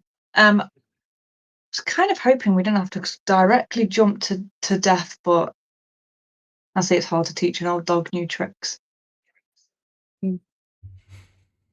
So she's moving towards the skull and she's right next to it now. Mm-hmm. And then she climbs into the skull. I'm literally the agitator of magic users. Like, guys, I'm just here to annoy people. How far away? I would like to cast Encase in Ice. Oh, you can try. We can roll initiative. How far away is the skull? The skull is right in front of you. So what I'm going to do is I'm going to zoom right in. This is the whole Beres, the map of Beres. So it's the closest I can come to a combat map. So what I'll do, because you've seen inside the hut, is let me get rid of that. So that's the hut itself. I do have a slightly different map for you, which we're not going to use, but it just lets you know what's going on. If you bear with me for a second. I don't think this Lysaga had any intention of chatting to us at all. Like the second she saw us, oh, so you come here to die. I don't think there would have been anything we could have done or said. So you've got Lysaga's creeping hut. So this is the hut interior. Yeah. Great. That's the bath. I'll make Lysaga visible to you there, but she's on the other map as well. No. So there's the skull.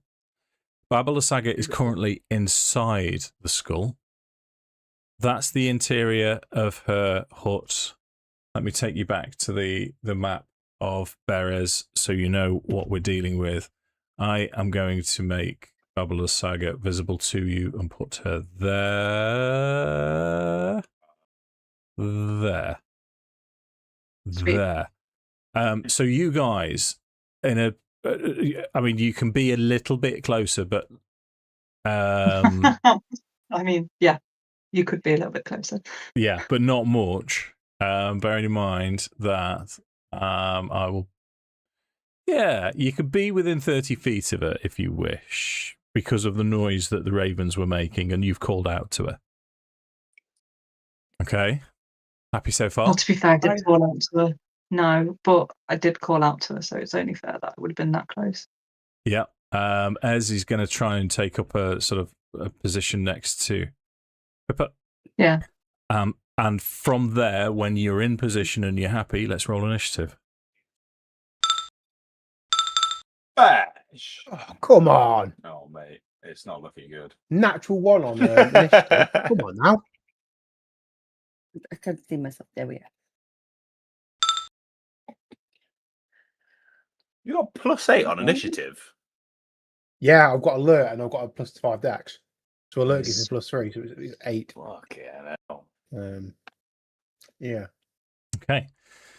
Let's go for it then, team. So Esmeralda is first to react. Esmeralda, who is if you want a minute, Dave, I could use nails. alert to swap. If you want me to think about it, I can use initiative to swap initiative with her, but I'll leave that with you. Nope. I will do that now. So you're going to have 21 and she's going to... Can you put you on 21? I'll put Ez It's an on... offer. It's not saying 9. that I want it. It's just if you want a minute to think about what you're doing, that's all. Ez is an NPC controlled by me, controlled by you predominantly, but I roll the dice is how I see it. So if you want to go first, you go first. Okay. Yeah, unless in fact, no. Does Ashina have alert, or is that Tala I'm thinking of? Neither. It was Zorcha. Okay. Is So I was thinking it would make sense for really. We want you to go first. Yeah. If I'm attempting to cast a spell, but Okay, I've changed my initiative to 21, Dave. Yeah. Okay. So set initiative 9. So you would be there, and Ez would be there. Farrow, what would you like to do? So I'm going to charge 30 feet at her. Yep. And then what I want to do is rugby tackle her out of that skull. Yeah. It'd be a shove action, wouldn't it? Effectively. The problem is, oh no.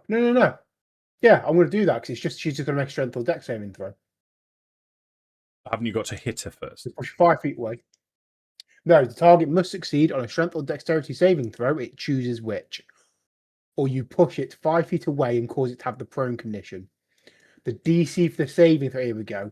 Saving throw is 8 plus your strength modifier. It's not worth doing because my strength modifier is big fat goose egg. Okay. Yeah, I probably couldn't help you either. you need a strong man? Yeah, I need a strong man, but now. You need I need a hero. You need a Horace If in a wedding dress. Hero.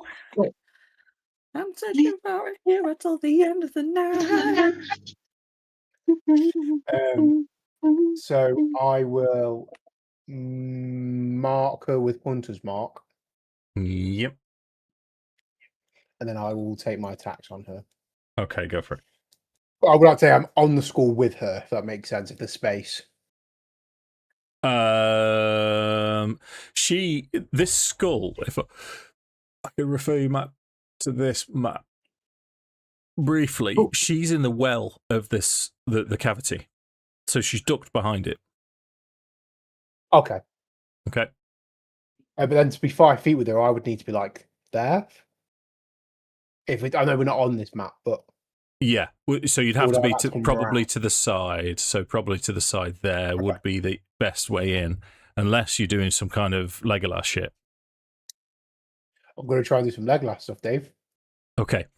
So that would be, strictly speaking, it should be athletics to jump.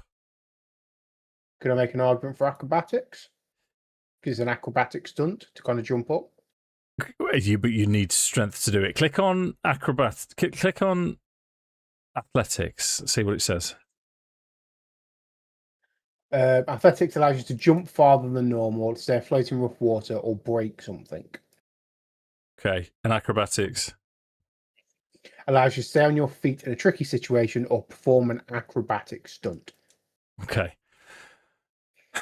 So what I'll say then is roll acrobatics, and your DC is going to be Lysaga's current AC, bearing in mind that she's in this skull. Because to land on it, it's all the bit that you're trying to land on. It's teeth. It's jagged. It's difficult. The palate bit of the skull. Yeah. Yeah. Oh, of course. Is it worth the risk? Does the skull increase her AC? It's basically, if you think of it as a tank, she's ducking down and. Yeah. Gives a cover. Clever. Yeah. Can the skull break?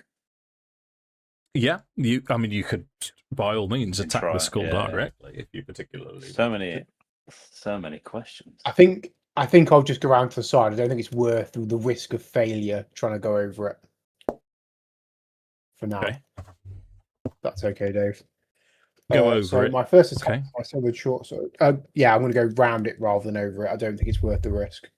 Okay, go for it. So short sword. Yep.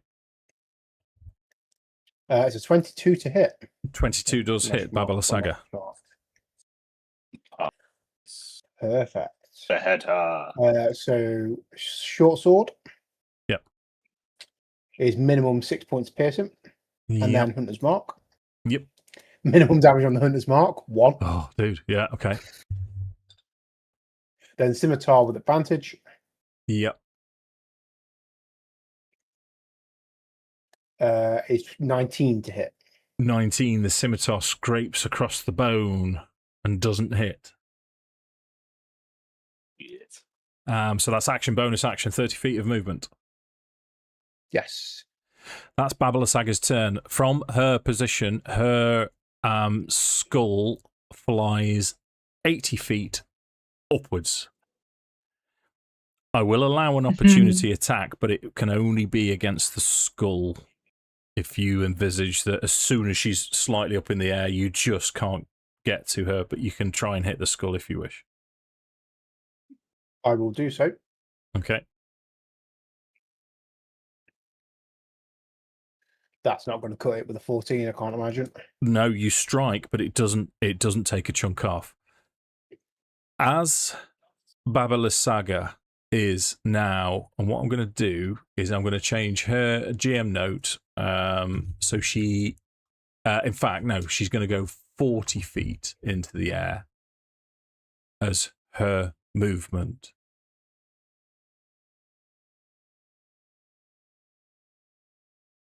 So she's just Okay. Yep. So 8. Sweet. 10.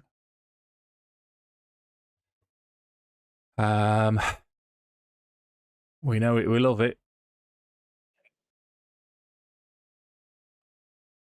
Yes. I mean, terrible.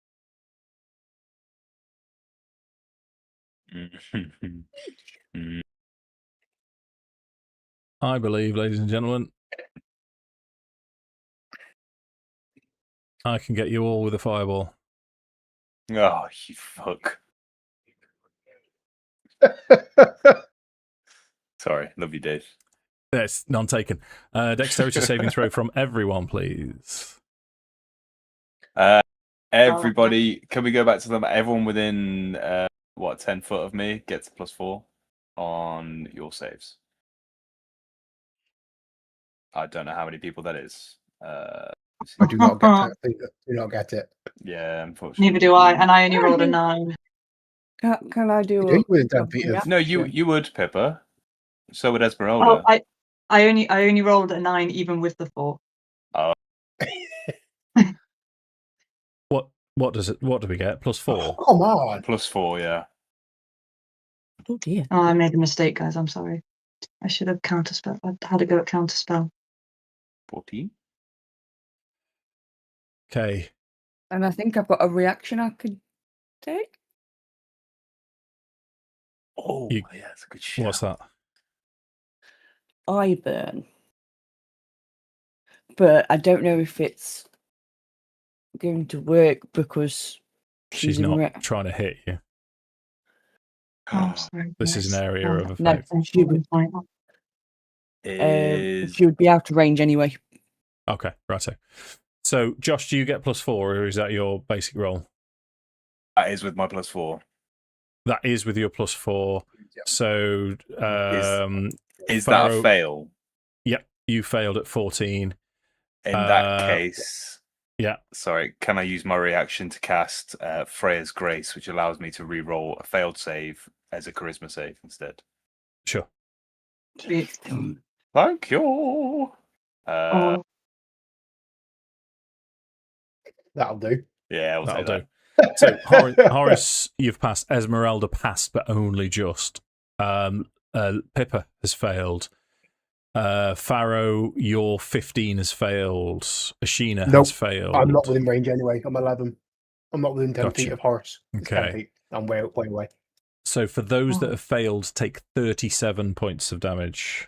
I'm sorry. I feel bad. 15, 18 for half. 18. I feel bad. 37. Sorry, guys.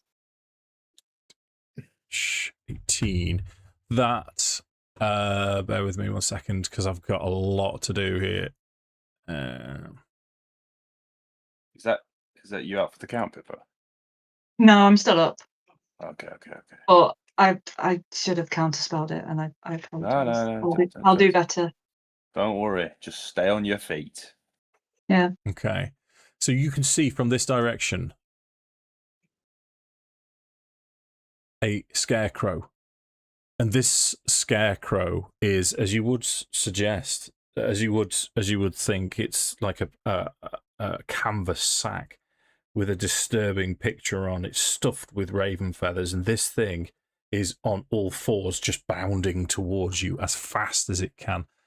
Saga's had her go. Where are you?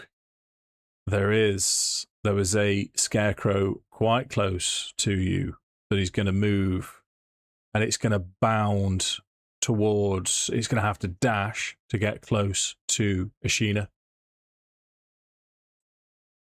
The next scarecrow is going to dash. 80 to there. And it's Esmeralda's turn now. God, you guys rolled really bad, didn't you? Mhm. Thanks for reminding us. So Ez is going to step from cover, and she's going to get into she's a seasoned professional, get into a flanking position of this scarecrow. Points bear with while I fight myself.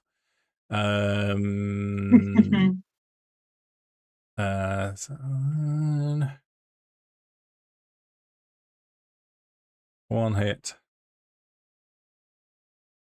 2 hits. 3 hits. So we've got 7. And 8 is 15. And 5 is 20. And then we've got 20, 34. Plus 7, yeah, that's enough. So she doesn't need to roll the last damage die. She has killed this first scarecrow. Yeah, lots happening though, team. So bear with the process here. Coming from the north, I'll make it visible to you now that it is another scarecrow. Horace. I would like to. Where Farrow is he stood in front of a window or in front of the door or something like that? Could he see into the hut? Yes, you can see in front of the hut. There's this green glow from underneath the crib. Is there a baby in there?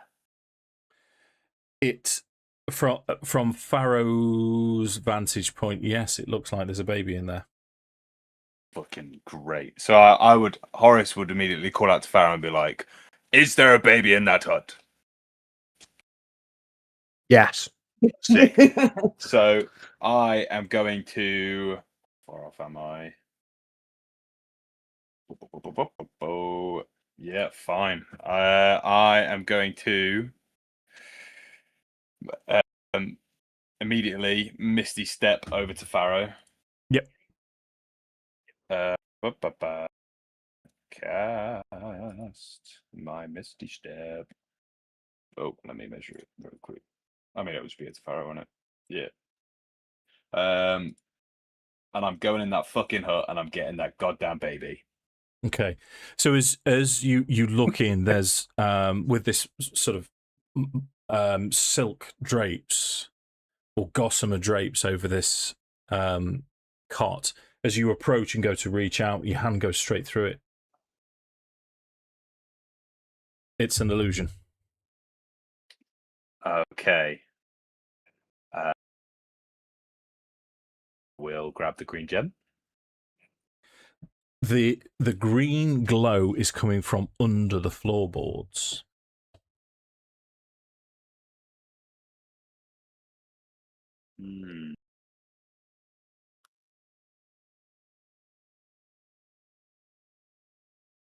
Okay. I'm gonna start going into the floorboards and putting stuff up and trying to retrieve that gem. Okay. Make an attack roll for me, Josh, please, if you would. An attack roll. Yes, please. With my swords. Yeah. Why not? Oh well, I assume that's what you're doing. Unless you want to use your teeth. Hey. Your fists. When in Lysaga in fact. Give me a strength check.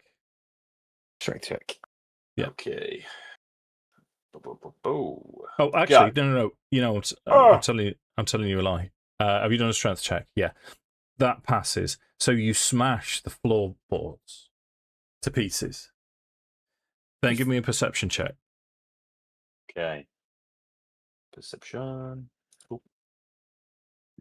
Oh, Fuck. Heroic inspiration, please. Sure. Do it again. Perception. Go. For a 19. 19 would be enough. So you smash through the floorboard. As the floorboards tumble down, you can see this green gem. It's about 3 feet away. It's well within distance. But then you notice that where you've smashed through, as the wood is splintered, the splintered wood retracts and pulls back slightly, as if it's poised, ready to spring like teeth. So you have had, Josh, you have had a bonus action, some movement, and an action to smash it open. I don't think you've got much left at this turn. I do have... wait, but I haven't attacked. I have done my action, sorry. Yeah, I guess, like, going... Yeah, you're right. Okay. No, I wouldn't have it. No, that's fine. I wouldn't have anything else this turn. Yeah. I'm happy enough for that. Okay. Pippa. You would be in the hut, though, right? Yep. Where are you? Where's Lysaga? It's in Underneath Horace. Oh, okay. I see. All right. Oh, bear with. Oh. So Horace is in the hut. Lysaga is 40 feet in the air above this position. I'll move her slightly I'll say she wandered over there. Sweet. Okay, right. She's a mad drift. Wreathed in flame and smoking, Pippa steps forward 10. That should be 10. Points to a creature she can see. So she can see Lysaga up in there. And she goes, "We have things to be dealing with, old woman. Give us a break." And casts Banishment. Let's go. And as she casts Banishment, through her eyes drift into the middle distance, and she sees Lysaga disappear. Can she roll a 3, please? She can She can for one of her rolls. Yeah. Oh! Can she roll a 5 for the other one then? Yeah! That's both of you. Can you use both of your portent rolls in one turn? I'm just going to go check. Yeah. Let me check, because that'll be hardcore now. It'd be worth checking.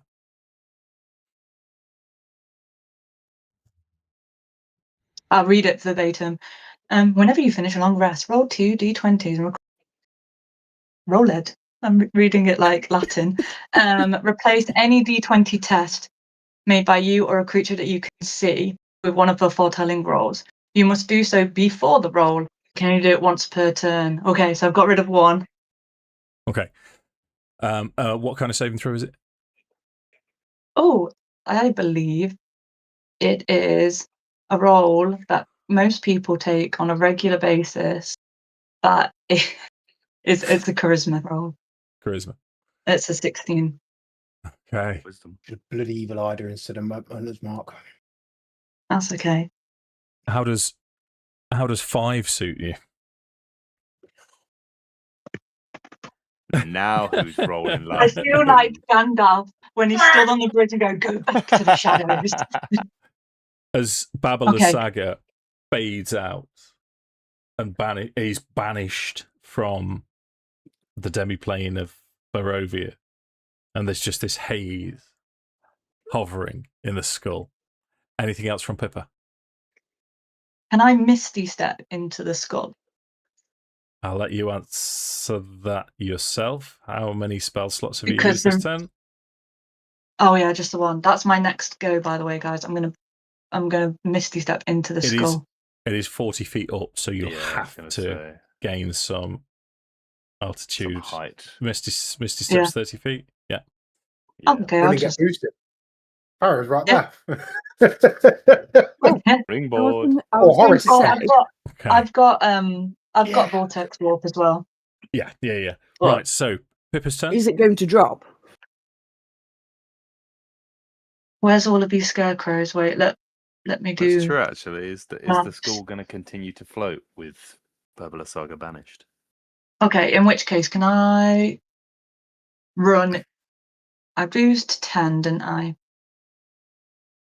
So that's 10, 15, 20, 25, 30. I'm just running towards the lads. Okay. And that'll be Pippa's go. That's your turn? Okay, so now what's going to happen is as Lysaga disappears into the, who knows where, the hut itself, you can see the trunks that surround the hut, one by one, suck and rise out of the quagmire as Lysaga's creeping hut is going to smash down on Farrow. What the hell?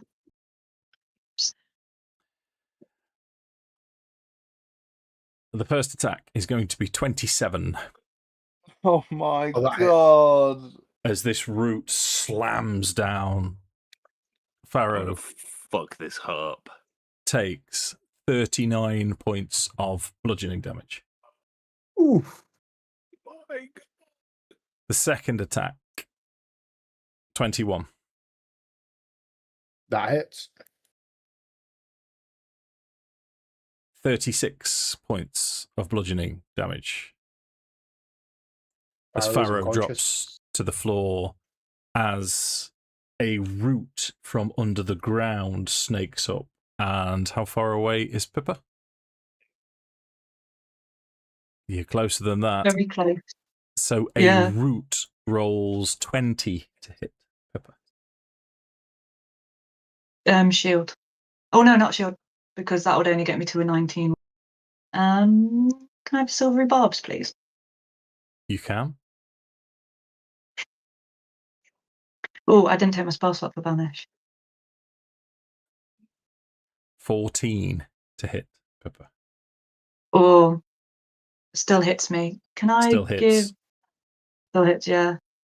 That's it. Let's go. Yeah, it gets me to 14. Major armor gets me to 14. Oh shit. Normally I give a bark skin. Who has advantage from silvery barbs? Oh, does it still give advantage even though it didn't work? Yeah. Oh yeah. Who is? Wait, how? Pippa. Hang on. Oh. I'm too far away. Well, you're not too far. I can. Silvery barbs.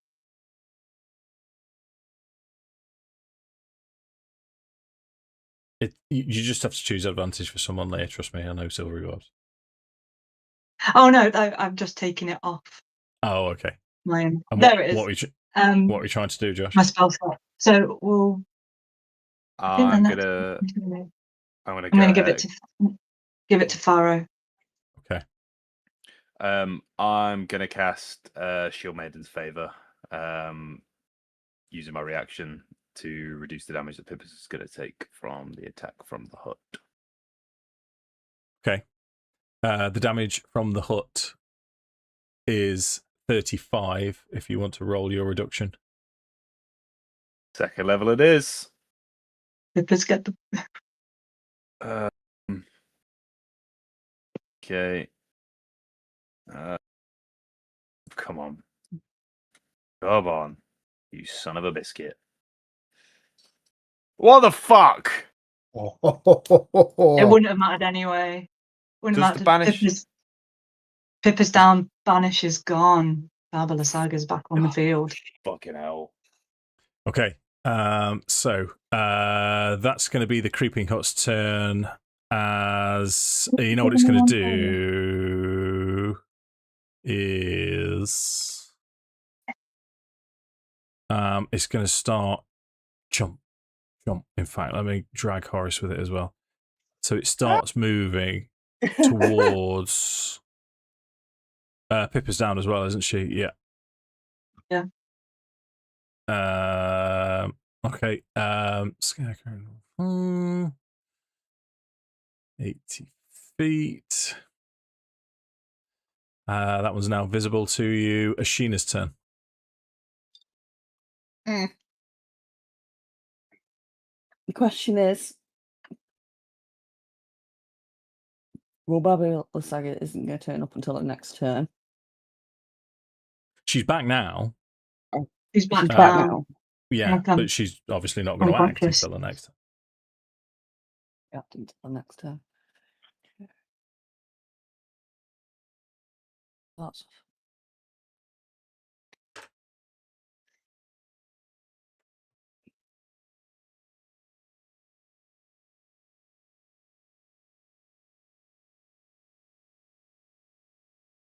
Can I get a 20-foot square, please? Yes, I think.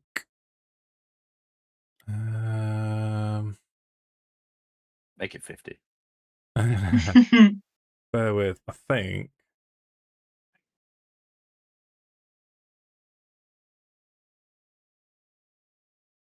Oh, that's 15, I believe. 15. So, hold up. So if I make that huge gargantuan. So,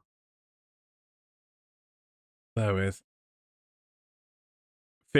what we're doing? 15? 20. 20. Right, hold up then. What were you trying to do? That's 25, so it's slightly less than that.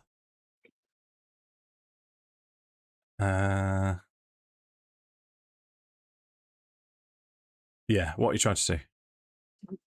So, if that 20-foot cube, well, it's a 20-foot square on the ground, but could I make it a 20-foot rectangle? No. So, like, elongate it. The clue's in the word square. That's 15. Encasing ice. That glow. Right. So the whole glow. The whole glow is 15, glow. So you can go 5 feet either side of that. What are you aiming for? What are you trying to... Can I get the hut and Lysaga in it? No, Lysaga is 40 feet into the air. Oh, shit, yeah. Guys, do I take out the hut or do I take out Lysaga? And I will shout this. Obviously, Pippa and... yeah. So it's Horace and Esmeralda. I would probably...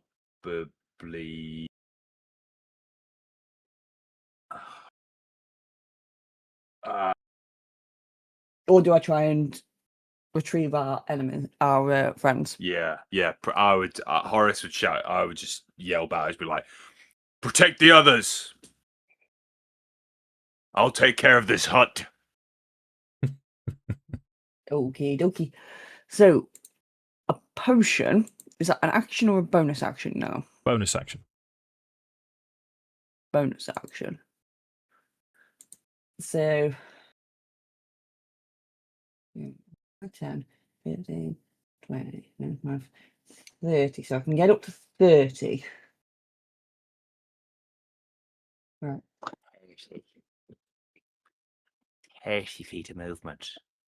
30 feet of movement.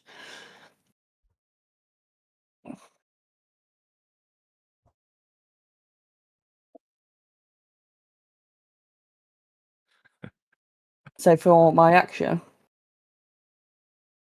can I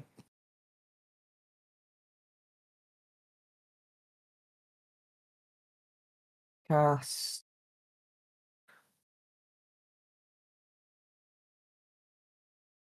Cure Wounds on... Do I get Farrow or Pippa up? I don't know what to do. You've not used any actions, so I think you could get both up. If you were to healing. No. No, this is... No, but... You only use one spell slot a turn. And a potion. And you need... And I need the spell slot for... You stood next to Pippa. Just Pippa. Yeah, but if you can heal it... I was thinking you could healing word Farrow and feed Pippa her potion. Yeah. That's 2 bonus actions. Can you not do that? I thought you could use your action to do a bonus action, but you can't do the other one.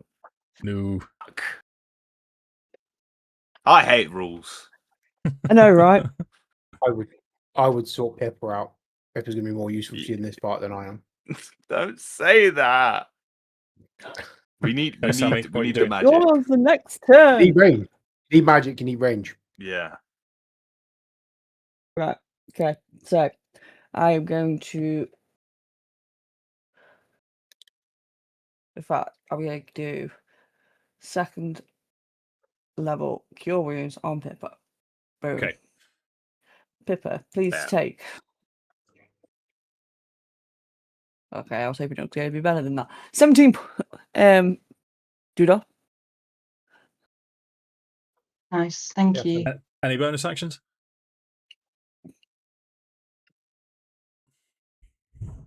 Used it.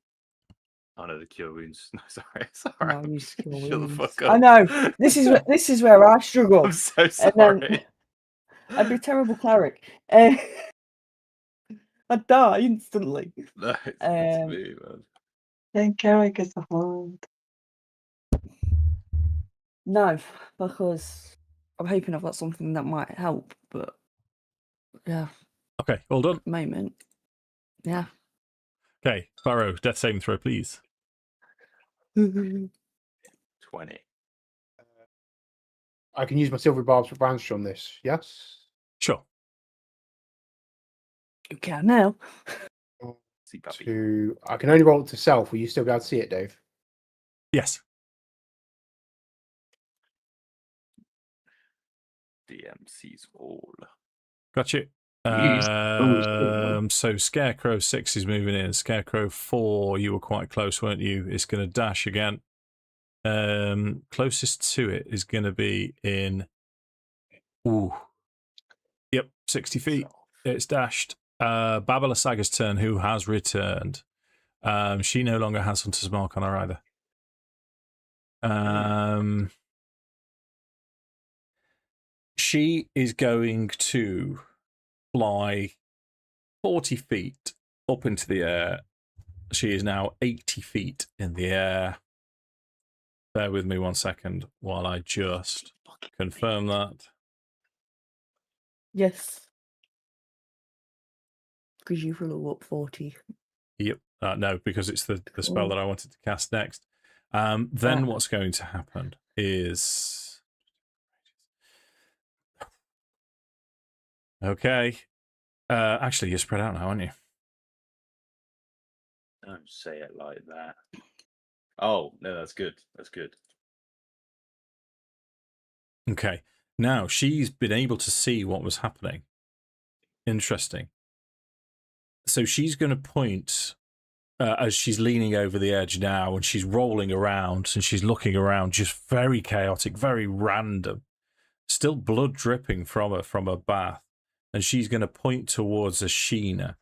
And she, in this tongue that you've never heard before, you've never heard this language, but you know what it means, as she will say to you, stun. And you are stunned. You cannot move.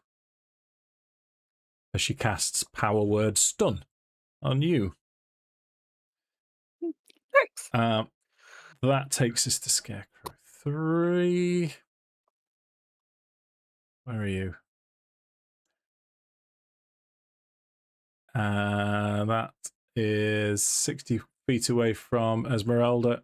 It's Esmeralda's turn. Esmeralda is looking around now as if she's unsure of what to do. So the first thing she'll do is a bonus action. And that will be...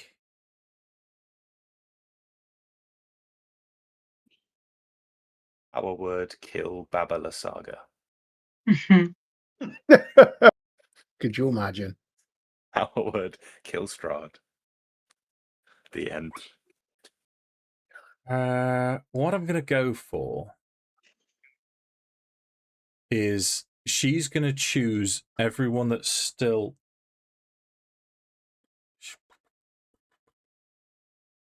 Yeah, it's going to have to be everyone other than Farrow because you're still down.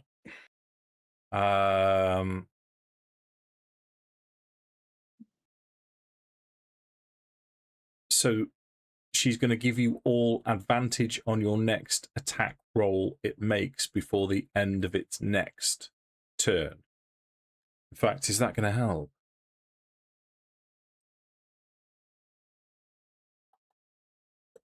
Not if it's melee. Melee. Wasn't planning on using an attack spell as my next spell. Yeah. Oh, okay. Right. In which case, that's not going to help. And she really hasn't got anything. You gave her a healing potion, didn't you? Mm-hmm. But she's too far away. Okay. Well, let's see if she can take down the Scarecrow to start off with. That's probably the first thing that she'll do. First attack misses. Second attack hits.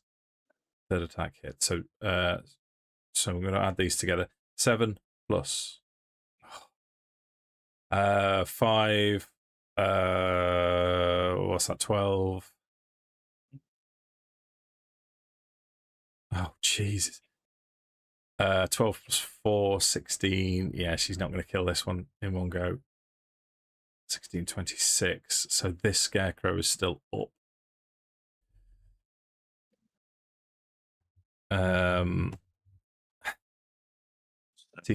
It's difficult because I know what I'm going to do with Baba Lysaga and everyone else, but Ez doesn't know this.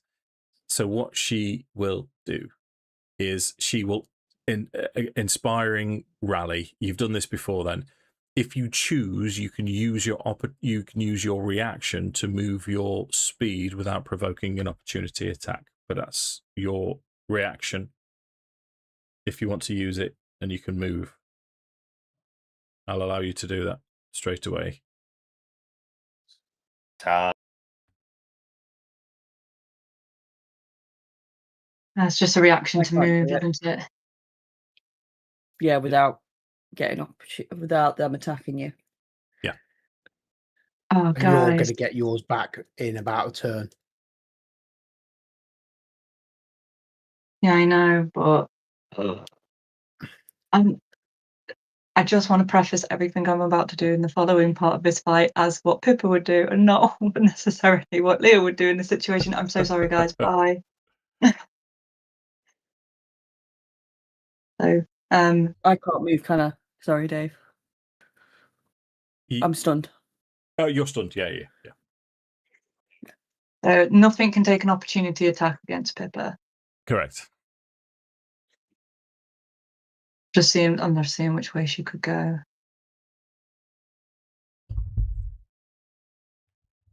The only person that Pippa can see that's up is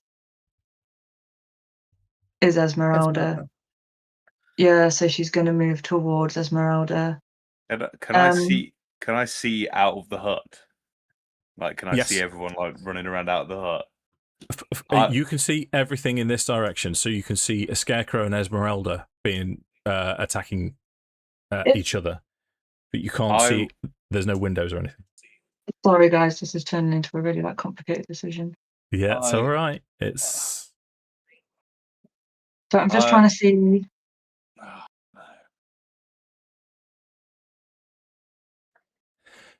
Josh, you rolled well enough with your perception check. These teeth in the hut and the green glow, you know that you're going to have to, the only way to do this, unless there's an arcane way of removing this gem, is to plunge your arm in very quickly. For example, a dexterity saving throw and pull the gem out, again, if that's what you were intending. Otherwise, you can move 30 feet without provoking an opportunity attack. Oh, okay. I mean, hey, if that's on the cards. My thinking was, if I can see everyone running around, then I would be like yelling at everyone. I'd be like, get in this hut right now. Like, do whatever you can. Get close to the hut. Try and get yourselves in. I can help get people in. But how high up is the hut? The hut's kind of ground level. The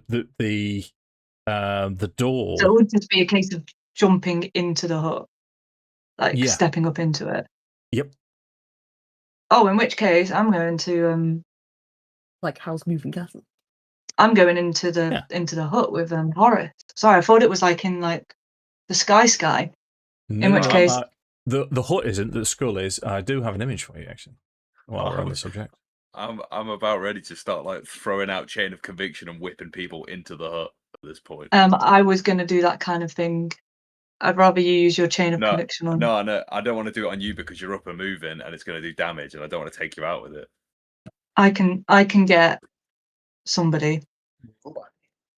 Okay, so there's Babylosaga's bring them into the hut. Okay, that's creeping around. So I'm quite happy for you to get into there. I know it's slightly elevated. In the hut. Okay, sure. Pippa's got into the hut, and Pippa is crouching down behind the wall in the hope to cover in the same way that Lysaga is in cover in the skull. And here's Lysaga. Okay. No.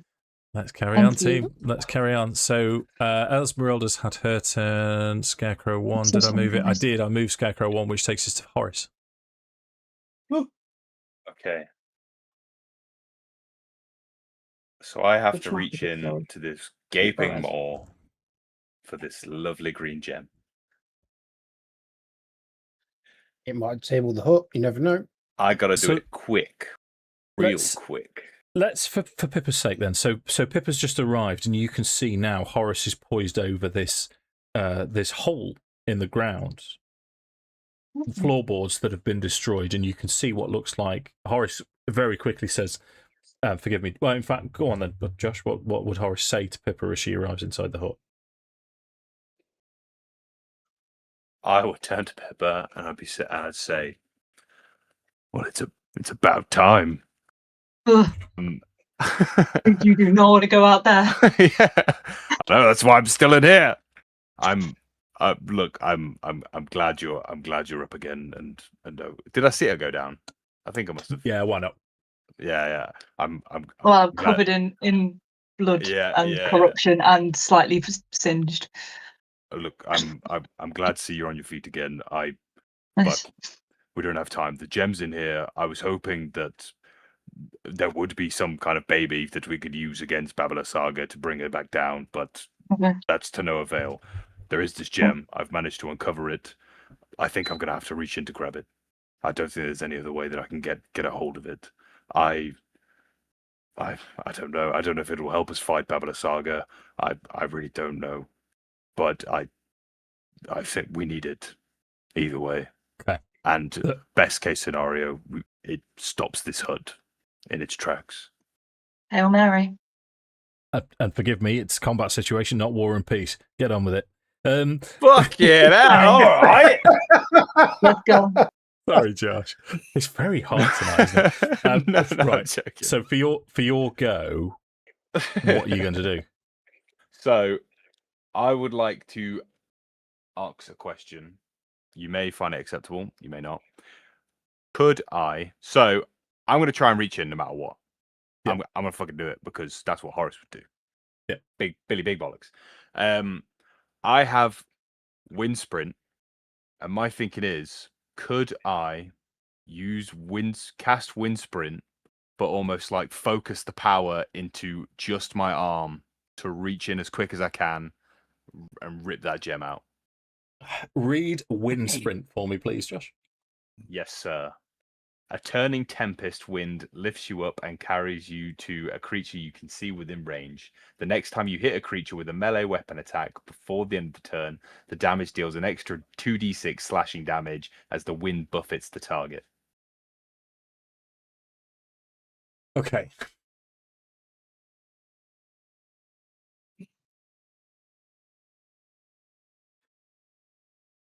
And what level spell is it? It's a 2nd level spell. It would be my last 2nd level spell slot. Okay. You use that spell slot. I will allow a dexterity saving throw with advantage. Done. We have an accord. Okay. Okay, perfect. All right. The time is now, motherfuckers. Big rolls. Let's have it.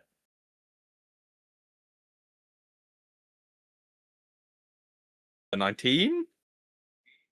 So you plunge down, you grab hold of the gem. The gem is being pulled back towards you just as you're about to withdraw. Clamp. These teeth clamp around your hand as Horace, in a very manly way, screams as these teeth bite you for... bear with. Now that's a lot of damage. Yeah, you were close, mate. You were so close.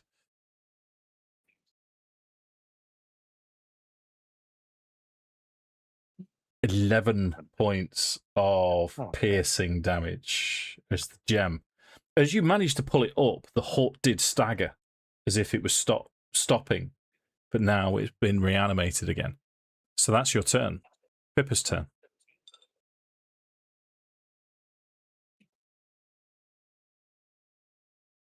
Um,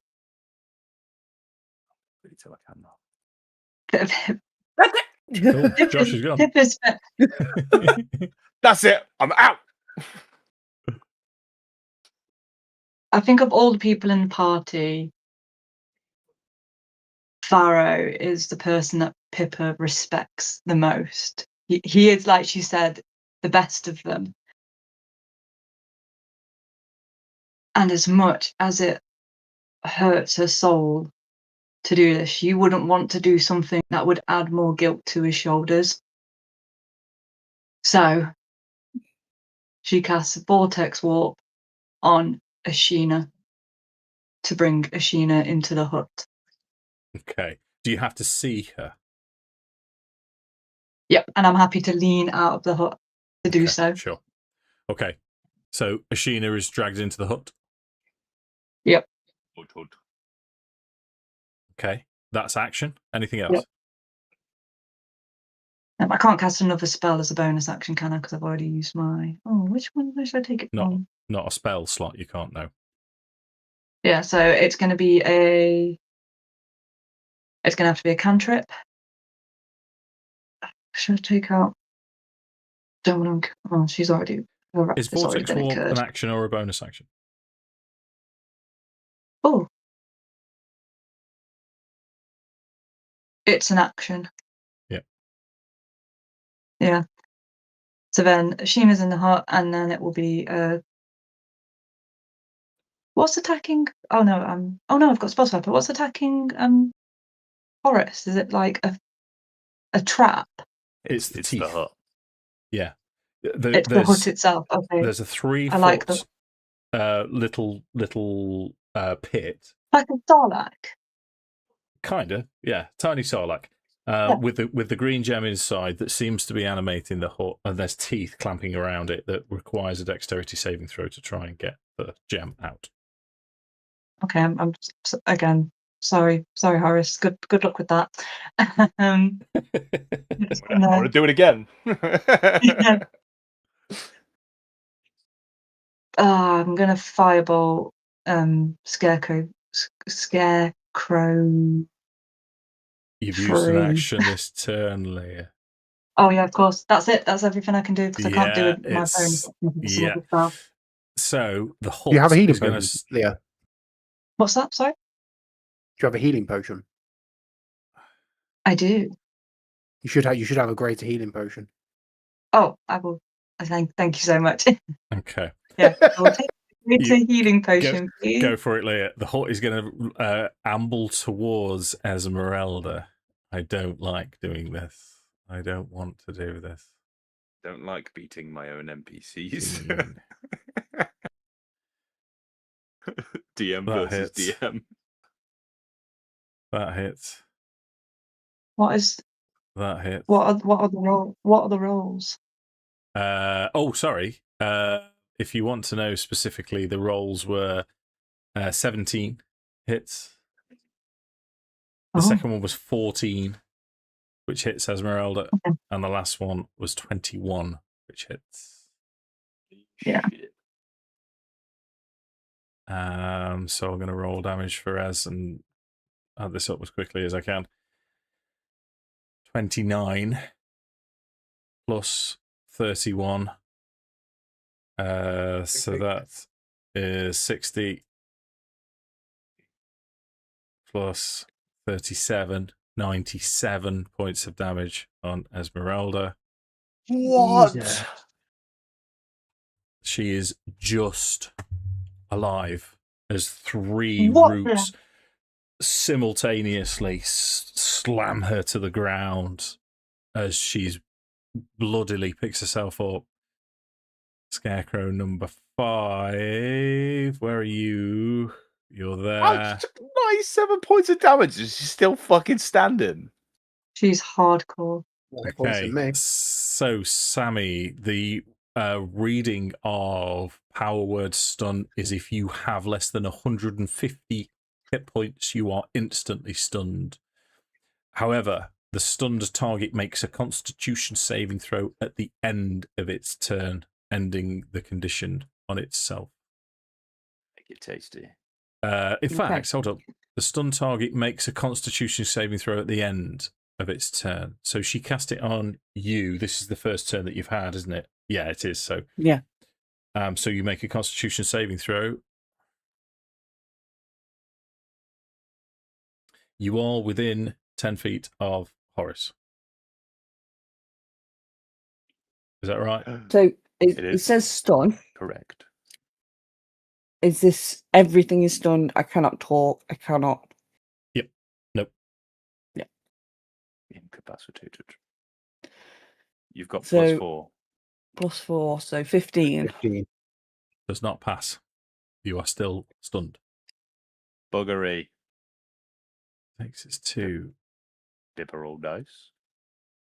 Yeah, I'm just using the healing potion. Right, let me just to find it.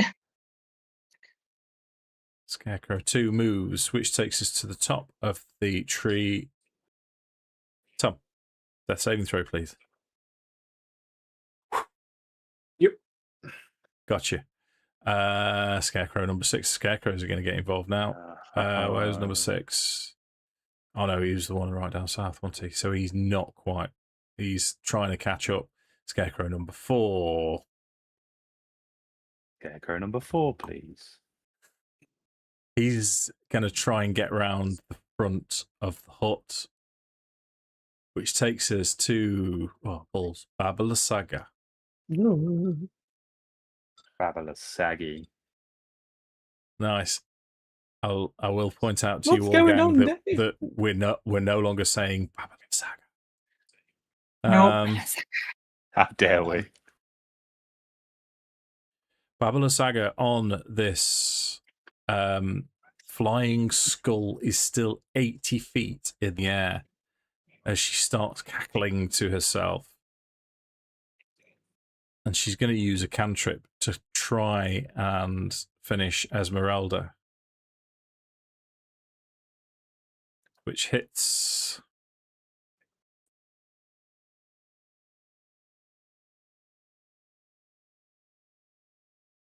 And Esmeralda drops unconscious to the floor as she's engulfed in fire.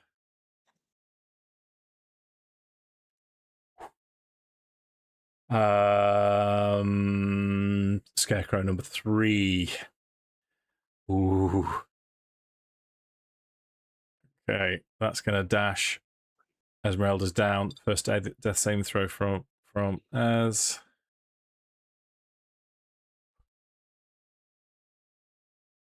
Okay. Takes us to Scarecrow number 1.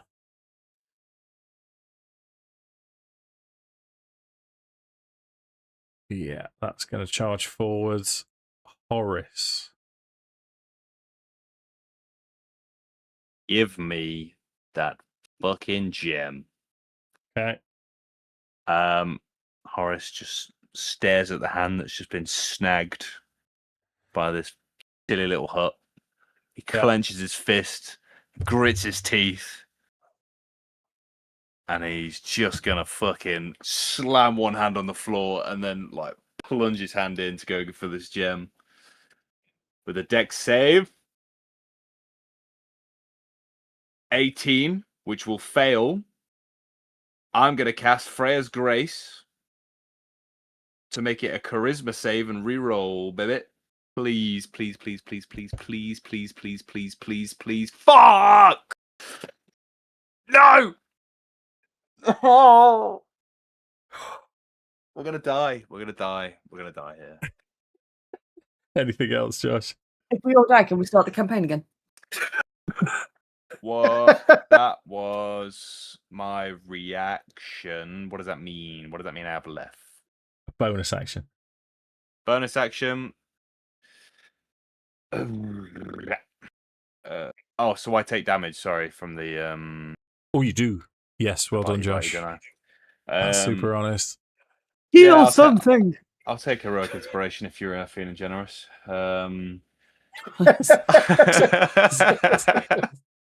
6 damage. 6 damage. So it's very kind of you. I'll roll shit for damage. How about that? yeah. Done. Fair deal. Fuck, man. I'm gonna heal up Pippa. I don't know what Pippa's health is currently saying. You are sorry? I'm 29. Oh. Okay. I'm alright-ish. Where's Ashina sitting? I'm alright-ish. Ashina's right next to you. You're with Pippa and Ashina, but she's stunned. Sorry. I mean, like health-wise, like we're both on about half. Oh, okay.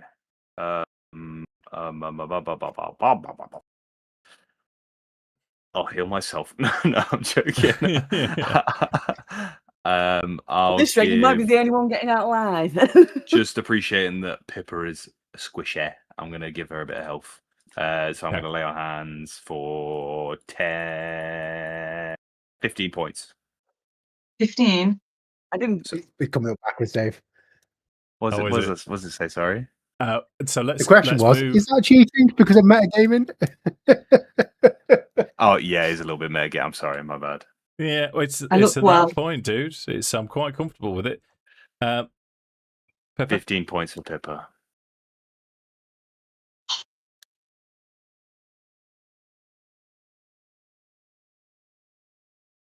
Okay, we'll keep that in the back pocket.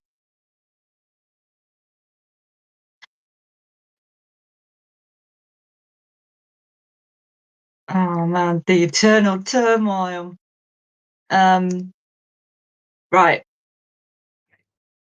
All will be well. How many more spells I still have? All will be well. Father Lucian. All will be well. Vortex warp. I'm so sorry, Farrow. Esmeralda into the hut. Bonus action. If anyone has a potion, healing potion, I've used my greater one. Esmeralda had one. She has one. Yeah. She didn't use. I give her her healing potion. Okay. 2d4 plus 2 then, please. I think healing potion. Oh, do you want me to roll it? Yeah, why not?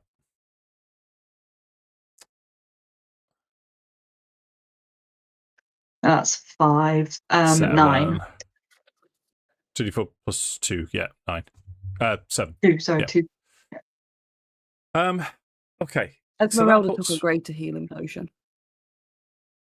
Oh, did she? So roll 2d4, please. So it's 4d4 plus 4. So we'll just repeat the process. Exactly. Yeah. Yeah. So it's 14. 7 again. Yeah. 14. So is that Pippa's turn? Yeah. Action, bonus action. So here's kind of what's going to happen now.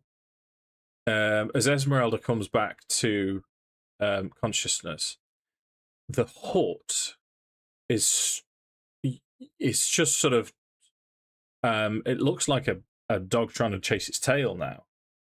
It's only got one opponent, and the rest of you are all inside of it, and it's a dumb construct. As far as I'm concerned, it has no idea what to do with itself. But as Esmeralda comes to consciousness, as this thing's shaking backwards and forwards, you can hear the cackling of Lysaga flying round outside, and you catch Esmeralda up with what's happening.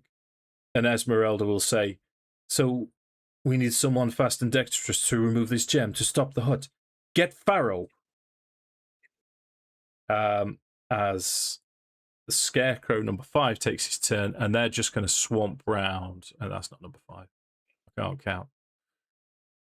That one moves there. Ashina, you get a Constitution saving throw.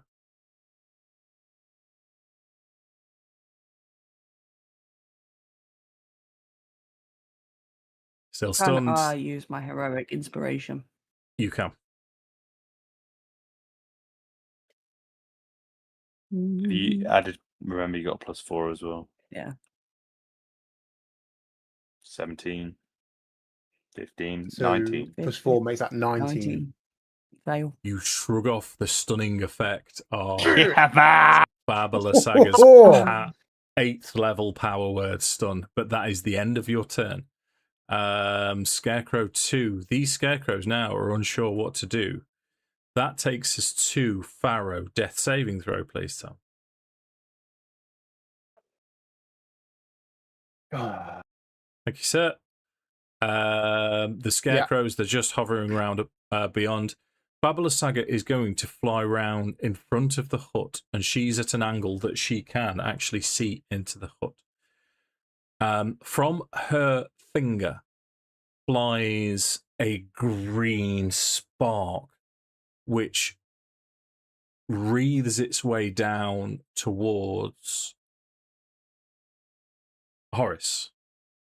As she's watching you perched over this hole.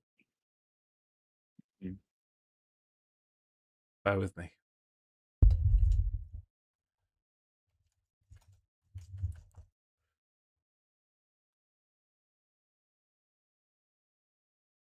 I would like you to make a Constitution saving throw, please. Charisma saving throw. Constitution saving throw, unless you're using your ability.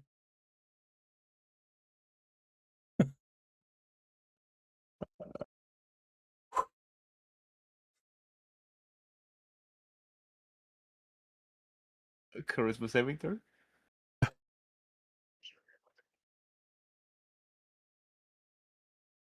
$25.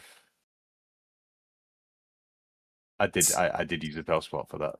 Okay, fair enough. So this was the spell, 7th level spell, Finger of Death. The full damage would have been 55. Half damage is 27. Where do I fall from? You don't fall. It's Finger of Death. It's just arcing towards you. It's 27 points of... Force damage. So it's how much? Sorry, 27. 27 necrotic damage. Yeah, Finger of Death. It's just necrotic damage. Okay. Oh, full. Sorry, I'm stupid. Yeah, full damage is. Yeah. Sorry. I was like, where am I falling from? So Lysaga now, you can see that she's getting frustrated that you're inside her pet. Bucker. And the other skeleton, I mean, in fairness, it's the best of a bad situation. That's not his go. I'm cheating. Get back. Get back, bitch. You know what? I'm going to have one of the scarecrows attempt to use its ability because you're going to be within range. And I'm going to ask, again, the nearest. Josh, would you make a wisdom saving throw, please? Okay. Take a moment to manifest. I am wise. I am strong. I am brave. I am beautiful. You've got this, Horace. I am shit at rolling dice. 19. You are not frightened and therefore not paralyzed from the terrifying glare, this scarecrow, as Esmeralda takes a turn. I'm just going to blow a raspberry back at that scarecrow. Give him a finger. She will step forward. She'll sheathe her rapier and she will say to Horace, I have nothing left to lose. I will give it a go. And she will try and plunge her hand in. If you're happy for her to do that. Hey, be my guest. Just be gentle. Oh, you mean the hut. You mean the hut. Oh. She rolls with your +4, 18, which is not enough. So she is going to take 11 points of piercing damage. Please don't go down again. She's very close to going down again. Scarecrow number 1. Can he move in front? Yeah, so we're going to say, Leah, would you make a... In fact, I'm going to ask Esmeralda to do it first. So Esmeralda will make a wisdom saving throw. She passes. You see these scarecrows now as they've got etched black charcoal marks, but the black seems to just sort of hum and shake as they're glaring at you, trying to scare you. It's Horace's turn.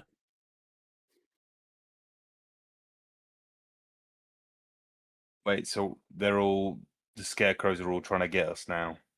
They're just stacking out the door, mate.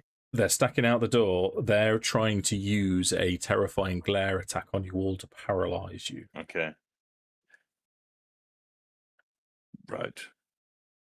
This is pretty bad. Mm-hmm. We need Farrow.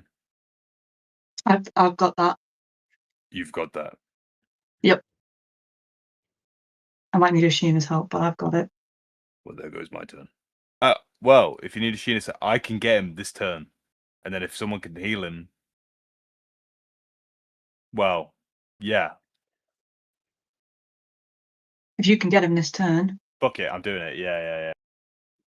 So I'm out of second level spell slots. However, I get 1 free use of Fine Steed as part of my ability from Paladin stuff. I'm doing that. I'm going to summon Mishka. Yeah.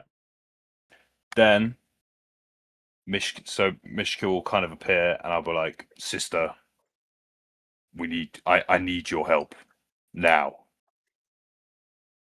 Run to Farrow and bring him here." And my intention is for her. So she has 60 feet of movement. Yeah. And then she has Phase Step, which allows her to teleport 60 feet with its rider. So my thinking is she'll go to Farrow, get Farrow. Farrow will essentially be her rider. No fan art of that, please. And cradle Farrow gently in her arms. And then she will teleport back to the hut. If you will allow that, Mr. DM. I will allow that. Just confirm to me that your her teleportability you don't have to see. In fact, if she's got 60, so she could port out. I mean, we've got to do it legit, haven't we? Yeah. So she's got. Yep. The steed teleports along with its rider to an unoccupied space of your choice, up to 60 feet away from itself. Done. So you whisper to Mishka, who appears next to Farrow, grabs Farrow, and then the two of them materialize in the back of this hut. Farrow seems to be incredibly injured, but currently stable. As Pippa takes her turn. Amazing. You can just use your bonus action. It's okay. Oh, you. I know that's what you wanted, but also that broke my heart. Have you? Anyway. Sorry, So- Josh. Did you want to do No. something else? Well, I can't do anything else because Mishka's turn will need to come straight after mine. It's okay. I have a healing potion basically. If no one else has a healing potion Sure, and go Farrow for it. needs it, so Go for it. I can't feed it. I've got one. Oh, okay. Well, it's I've more got just mate. Horace would offer it out if someone needs to use a healing potion. You should probably take that yourself, mate. In fairness, Maybe. I'll put that out there. What a waste of a bonus action.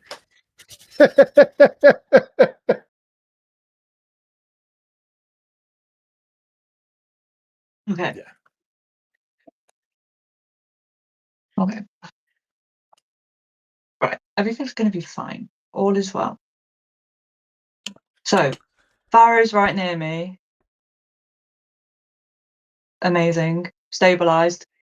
Going to use my bonus action for his health potion because it's only right. Okay. After abandoning you for so long, I'm so sorry. And then boop boop boop doop doop doop doop doop doop. Can I have the fireball, please? Yep, you can get everything outside. Lysaga is still 80 feet in the air, so you can get the 3 scarecrows that are currently there. Yeah, that's the dream. Yeah.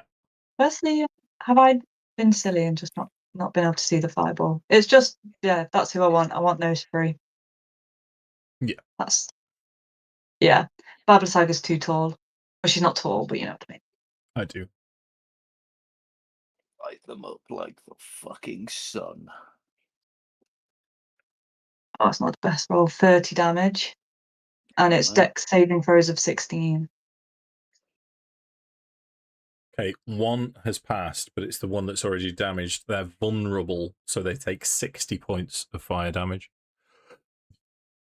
So 180. Literally 180 the shit out of them. So they're all dead. Well done. Beautiful. Oh, right. Yeah. Pippa is hiding. That's all she can do. Okay. That takes us to the hut. 44 plus 4. Yeah, you roll it, Take it. Tom. Go for it, mate. Yeah. So there is a scarecrow. These are dumb creatures. What I'm going to do, I'm going to move the hut back. He's still struggling to figure out what to do. So scarecrow 5 is going to move in front of the hut. Ashina, Sammi, it feels like. Yep, that was a harsh move. What's Ashina going to do? Thank God. Okay.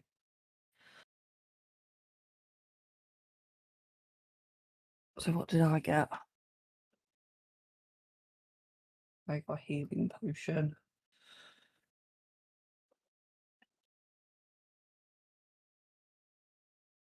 I'm going to give Farrow my healing potion. Okay. Which is what I do. He is already up. I'd still rather get him a bit more Oh, up. okay. Yeah. So what's that, a D4? So you've got it's either 2d4 plus 2 or 4 plus 4, depending on which one you're using. Normal. Yeah, 2d. So what? 2d4 plus 2. So 2D4s. Yeah, and then plus 2. Whatever you roll. So 8. Perfect. And then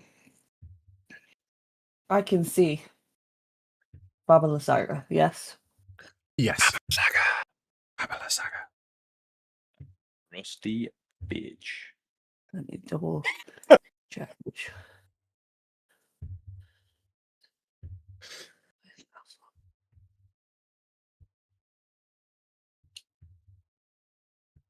I would like to attempt to cast.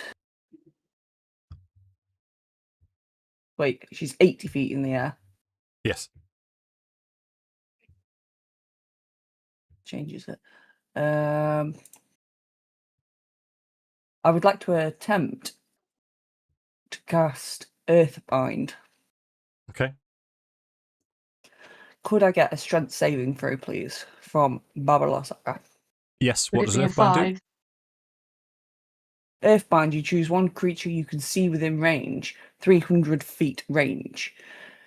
Yellow stripes of magic energy loop around the creature. The target must succeed on a strength saving throw, or its flying speed is reduced to 0 for the spell's duration.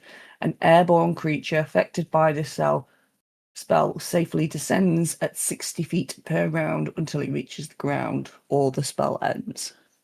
Okie dokie. Please. So, targeting Lysaga, yep. Yeah. Can she roll a 5? She can roll a 5. That's for number 1. Yeah. And the second one is a strength saving throw of 13. She fails. Okay. However, don't say that. read it again. Got a couple rats.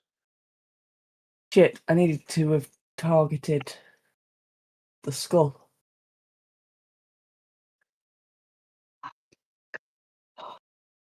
No. Okay. Any movement? No. Okay. Farrah. Farrah's eyes open.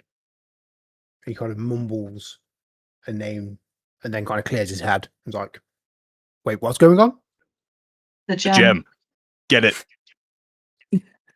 Okay, so as a bonus action, he's going to cast Blood Rush. That allows him to roll one of his hit dice twice and regain a number of hit points plus my spellcasting modifier. You dog. Nice. So 2d10, so I'll use my fighter hit dice. Yeah. So that's 13 plus 3, so another 17 hit points. Okay.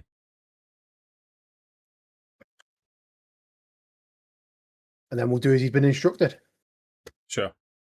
Dexterity saving throw, please. Dex saving throw. +4 on your save, big boy. Okay.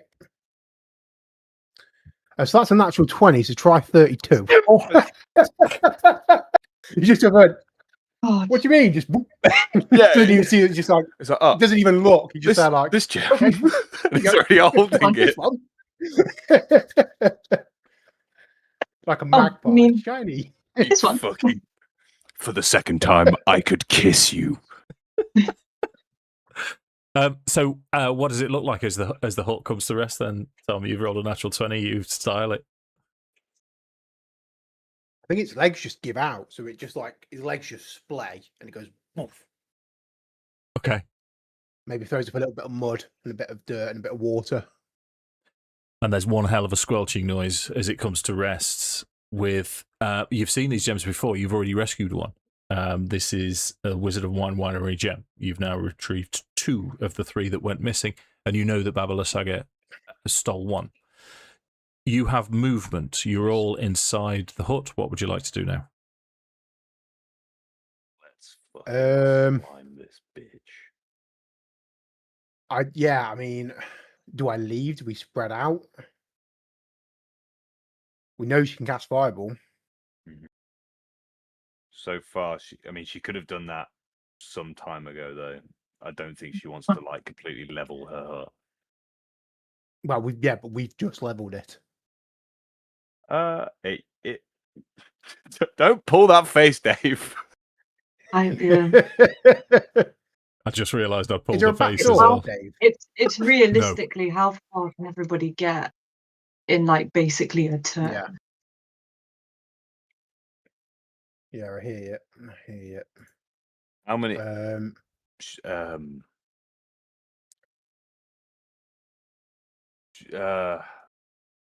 do you think you have the power to try what you just did again? Yeah. Ideally, I'd like to be 20 foot closer to her. Okay, then, and then I look to the rest of the group. We scatter, buy some time. I can get away. Yeah. I can get away. If you could do She's any about form of to go. damage to her. I've basically got one option of hit her. I will not do enough damage to kill her. I might be able to banish her again, maybe, but I can. I know I can definitely get away. Well, we have options. We need to get to her, or Yeah. get So, rid to of be her. fair, I can't get past that scarecrow without taking an attack of opportunity, so I will stay where I am and then my turn. Okay. So we'll wrap up the scarecrows. In fact, we won't. This one's let me down badly. So he's going to dash. So he's in front. Number 4 is the one at the side. So they're now stacking again. Takes us to Lysaga. Everyone inside the hut, as she starts to cast another spell, a greenish yellow mist appears inside the hut as she casts. As she attempts to cast. So she has to make a Constitution saving throw. Yep.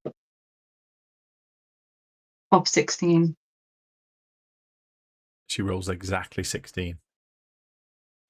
Well done. Everyone inside the hut needs to make a Constitution saving throw from poison damage, please. Esmeralda's in trouble.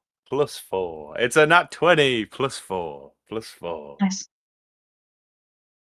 +4 for all. No, I'm going to... Oh. 15 for Pippa. Oh, I'm so fucking sick of my dice rolls. I'm someone say charisma save. I had charisma save. Oh, look at that. That's a 27. That's better. Okay, so Esmeralda's failed. Sheena's passed. Pippa's failed. Farrow's failed. And Horace has passed. This is Cloud Kill. It's also heavily obscured, so you have the blind condition in here. You cannot see out of the hut. Bear with. I think it's the same damage as first edition. It is as what's it?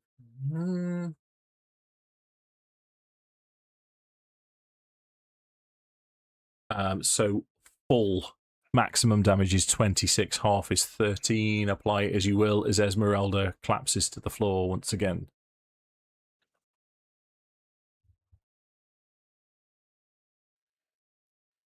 Anyone else down? Nope. No. And then Lysaga cackling once more is going to fly to there, still 80 feet up. Esmeralda gets a death saving throw.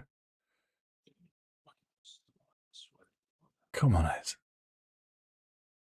Okay. Horace. Okay. All right. I'm turning to the rest of the group, and I'm confirming one more time. We scatter. Yes. You're going to have to now. Yeah, and we need to get past those scarecrows. Leave those to me. And then I'm going to say, what are you doing? So what I'm going to say is Cloud Kill is inside the hut and outside the front, but you can't see it. Yeah, I thought you were just like teeing up a fireball for next turn. No, that was the Cloud Kill. What are you doing? Yeah, no, I was terrible. I was like, oh no. Okay. I'm gonna call to look to Mishka, who's kind of stood at the other side of the hut, and just with me. And then we are going out. And I'm going to jump. Well, is it possible for me to run out the hut and kind of take this position here? Is that okay? Sure. Yeah, that's... make an athletics check for me. Athletics check. Bash. Farrow was enjoying the baby cradle carry that Mish grabbed him in. Hey, look, I need her back now, all right? You've had her long enough. That's fine. So you can have Mishka where you want as well. You're clearly... Stop hitting on my sister, Farrow. Perfect. Okay, thank you. In that case, let's start fucking swinging. Horace is jumping out. He's going to hit the ground and he's going to start spinning like a fucking Beyblade. What a reference. Hell yeah. So I'm going straight for Scarecrow 5. Yep. With the great sword, +7 to hit, please. Oh, lovely. A 2. Fuck my life. We swing again. Actually, I'm gonna add.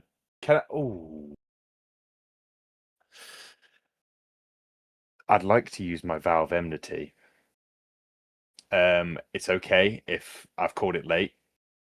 So it's okay if you wouldn't be so gracious as to let me roll another dice at Scarecrow 5. That's fine, Josh. Go for it.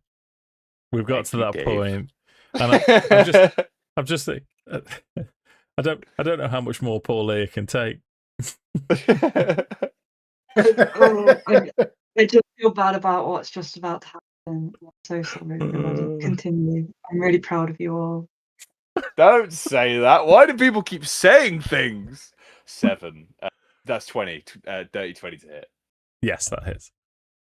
Have some damage on your head top, crazy fool. 12 points of damage. Yeah, I'm going to stick with that. And then I'm going to swing at him again. Scarecrow 5, advantage. Yep. Vow of enmity. It's going to be a 24 to hit. Okay. And we'll have Savage Attacker on this one, because why not? 15 versus 11. We'll take the 15, please. Okay. Anything else? No, that is all. But then... Would Mishka like to do something? Yes. Oh, yeah. Mishka's going to also join the fray with the big old smackdown. Okay.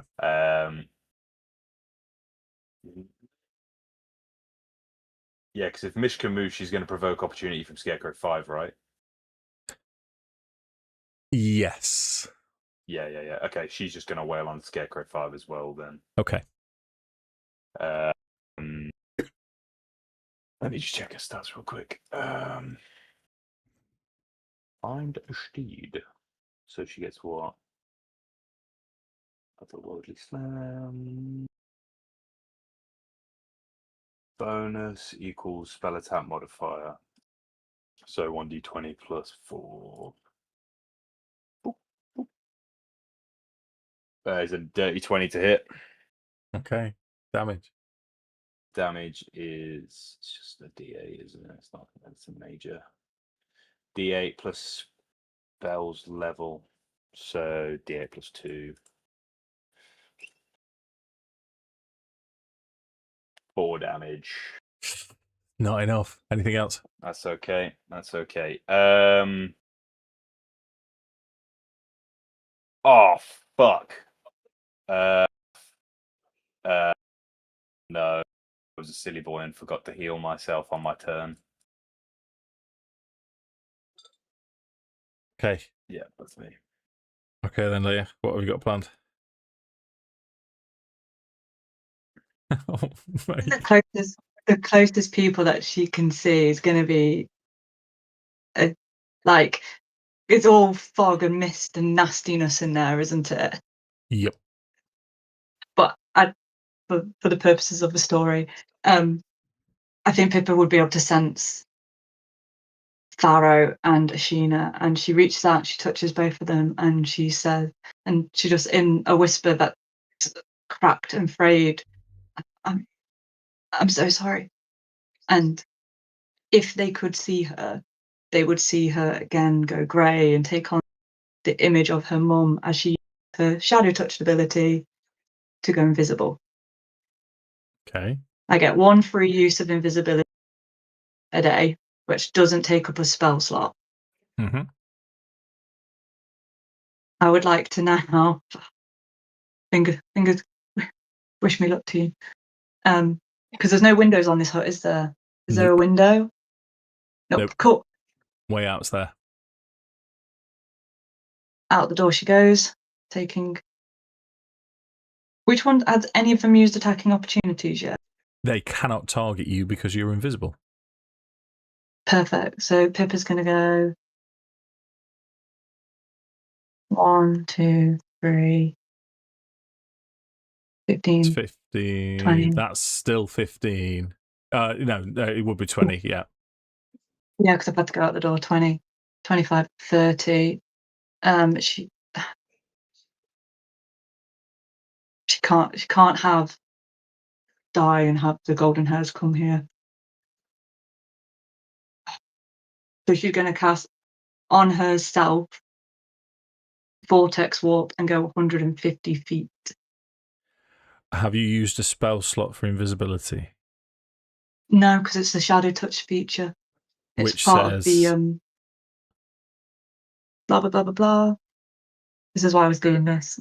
I don't know why, but when I think, I put my hand over my face.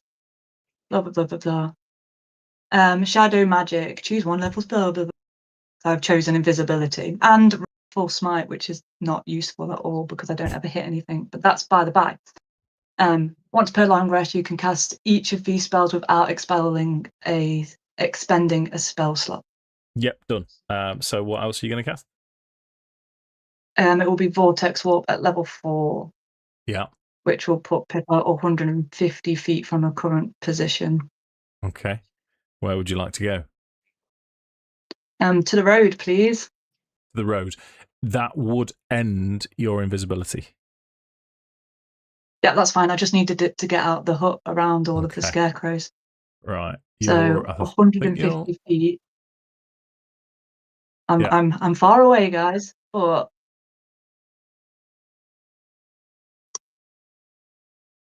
sorry. I'm such a horrible person. Yeah,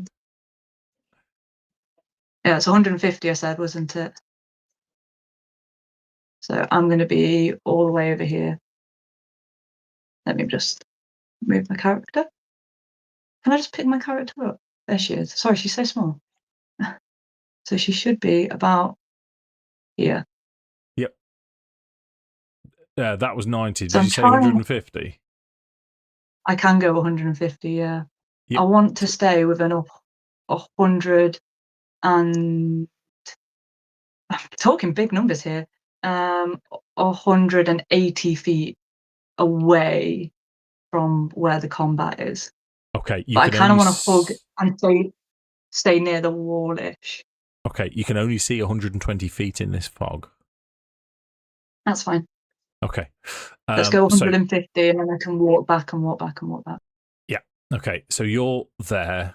The scarecrow in front of Horace has just missed him, which takes us to Ashina's turn. You're still inside the hut with this cloud kill effect that is gagging and choking you.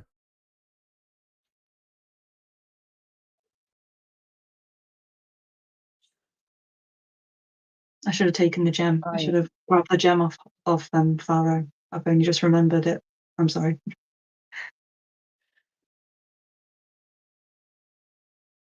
I'm going to come out of the hut. And I'm still in the effect, yes? Yes. So I can't see.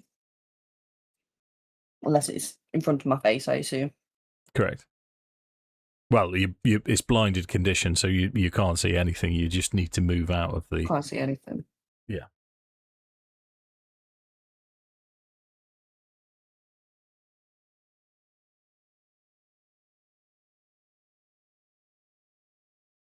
How tall is the hut, and would it still be in the cloud fog if I was on top of the hut? No, the way that she cast the spell, it seems, because it's the same radius as a fireball, so that's why I put the fireball on it. But she cast it inside the hut, so it's concentrated inside the hut at the minute. So if you can get on the roof, you'd be out of the effect. I would be out of the effect. Yes.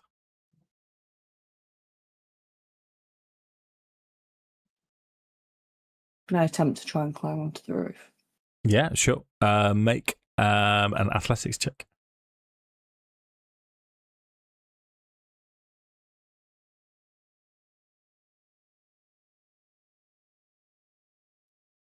Can I make a Rubik's instead? Can you what? Acrobatics. Acrobatics, that's the one. Oh. No, no. I see it. Don't think so. Yes, Not no. for climbing, I don't think. So.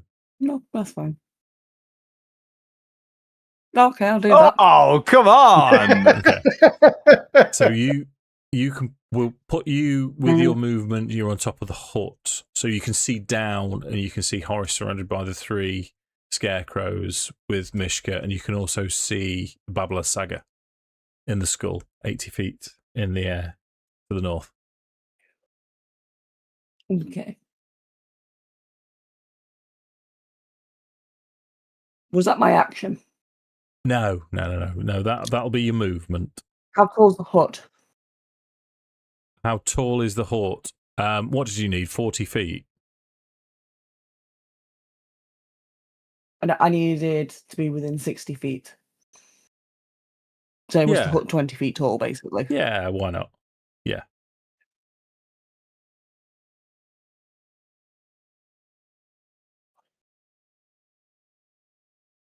One of 2 things, then. Okay, I'm going to try this one instead. Could I get a dexterity saving throw, please?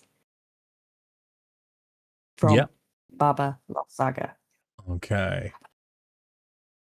Dexterity saving throw from Lysaga is 14.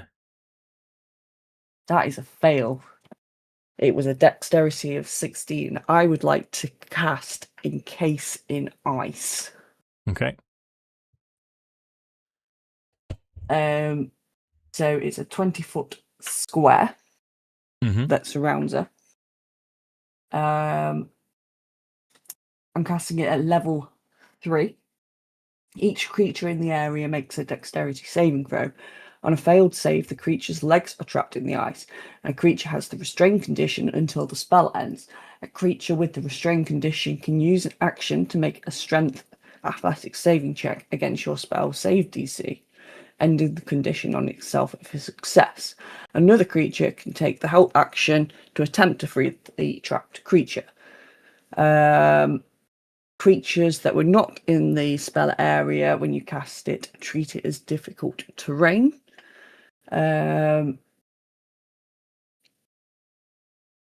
If a creature that is not restrained by the ice enters the area or ends its turn there, it will succeed on a dexterity saving throw or have the prone condition.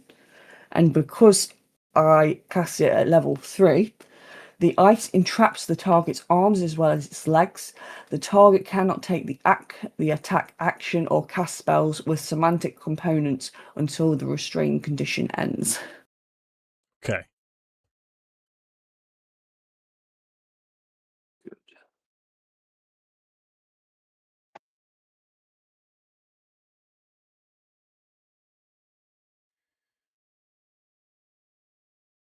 Okay.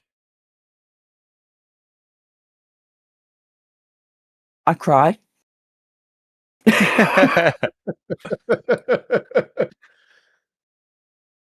And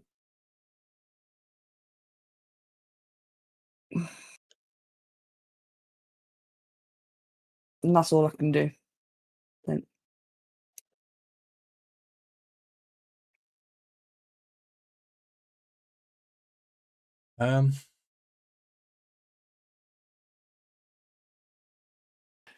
My only thought being, though, if she's up in the air, the ice isn't necessarily going to hold in the air.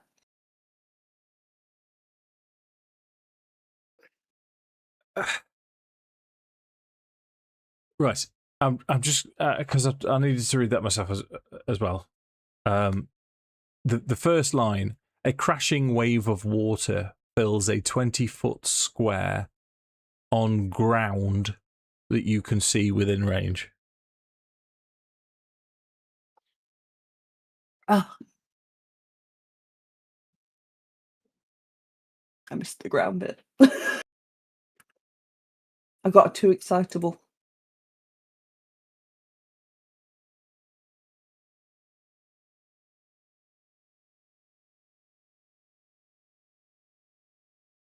Okay, would you like to do something else?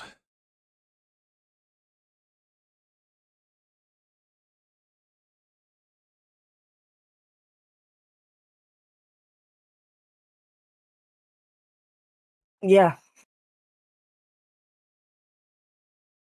Where's it gone?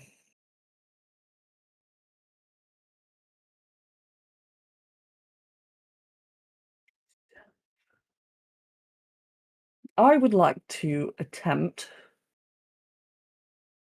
Dispel Magic on the skull. Okay, that's an interesting one. Then, so the ongoing spell of level 3 or lower automatically ends. For each ongoing spell of level 4 or higher, make an ability check using my spell casting ability plus the spell's level. okay. So I think that's what you need to do. I think. Yes. DC plus the spell's level, but it doesn't say what. Choose one. Make an ability check using your spellcasting ability, DC 10, plus that spell's level.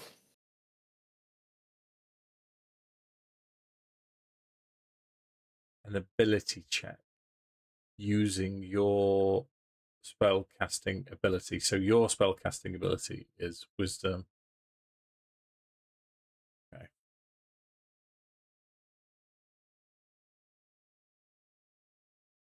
Okay. Right. So, plus the spell's level. So the DC, and that's a 3rd level spell. It's good enough for me. That is, yeah. Okay, so that. Okay. So that will end briefly. Dispel Magic is one of those things that's a flash in the pan, so it will briefly end the flying abilities of the skull. I have a fact in my head that you roll a d6 for every 10 feet that you fall. Would you roll 8d6 for me, please, Sammi? Well done.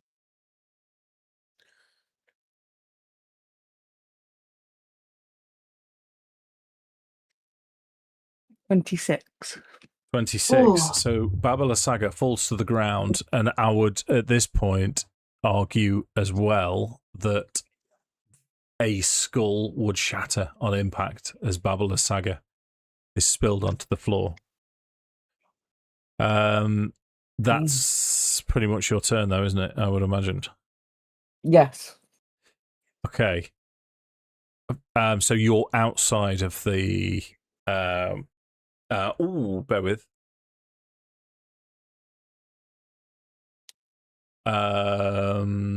Concentration. She 11, and she. How much damage did she take?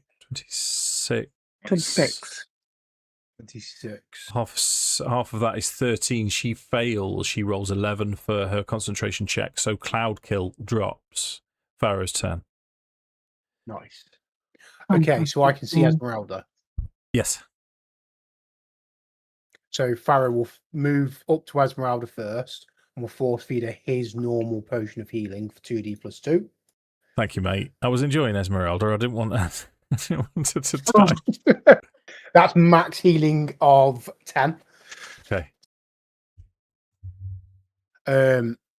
So Farrow would like to try and do the same thing that Ashina did and climb onto the roof of the hut. Go for it. The reason being is that when I was knocked unconscious, I suspect my swords were left where he fell. Would that be a fair assumption? No, it's fine, mate. You, No. Mishka would have In this scooped them case, up. Dave, it would be. He wants it. It would have been preferable for him to not have his swords in his hands right now. Your swords fell when you did. Thanks, Dave. So as he moves, he will pull out his longbow. Yeah. And then he will take a shot at Lysaga. Okay. Just give me an athletics check to get on top of the hut first. Yep, seems reasonable. So 17, mate. 17 will do it. So you're stood next to Ashina. Lysaga's on the deck. Yep. So, the only thing is I can't evil eye because I've used my bonus action to heal Esmeralda. Which means I can't use my sneak attack on this. But I can use Glosser Slayer. Something. So that's a 26 to hit. 26 hits. Okay. So that is 9 points of piercing damage. Do I still have mastery with the long? But I do. So she's slowed. So she's got a reduced movement of 10 feet. And then where's Colossus Slayer gone? You're there. Boost. And 2 points from Colossus Slayer. Okay. Anything else? That is everything. Thank you. Okay. No Not problem. seeing your dice rolls. I got the dead delayed. I'll refresh. Oh, you've put them on. They're still on self from death save. That'll be why. Yeah. Okay, Horace. 2 scarecrows are going to try and hit you. First one, Yep. I don't know why I'm bothering. 15 and I am natural 20. Okay.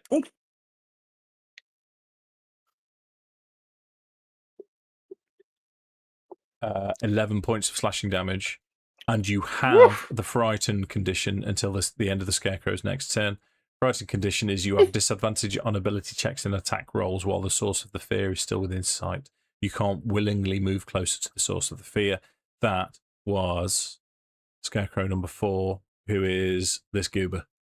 Now it's Lysaga's turn. She's fuming. That's just part of the attack. The fighting condition. It is. Okay. Yeah. It goes until the end of the scarecrow's next turn. That's fine. So she is fuming now. And I've got limited toys. Yes. In fact, I haven't got limited toys, but you're kind of in a position where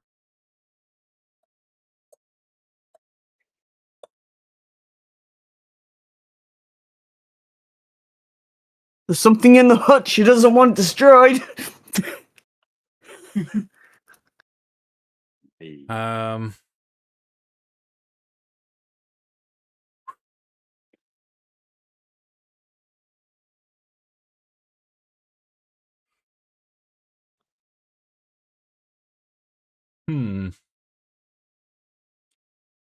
Honestly don't know where I'm going to go with this. You know what I'm going to do? What's she on? No. She is from her position. I'm going to have to do it. It's because it was Ashina that brought her down. So it's going to be another arc of green energy flying towards, but this is going to be a blight spell. So, Sammi, Constitution saving throw, please.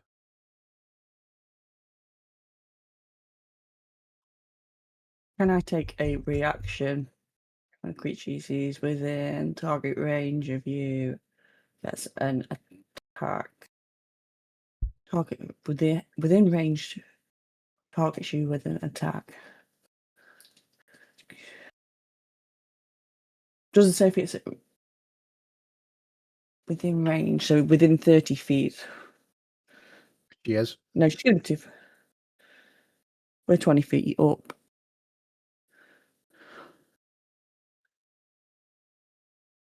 I burn.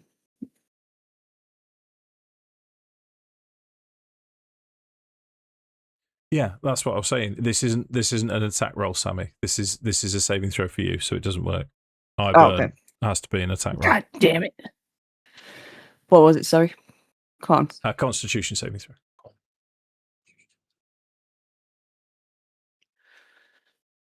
9. Oh.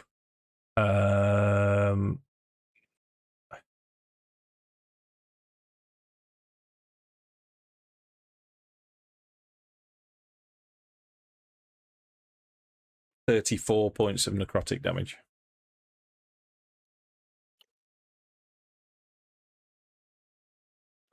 Ooh! So Ashina is blasted from the roof. In fact, roll any dice for me, please, Sammi.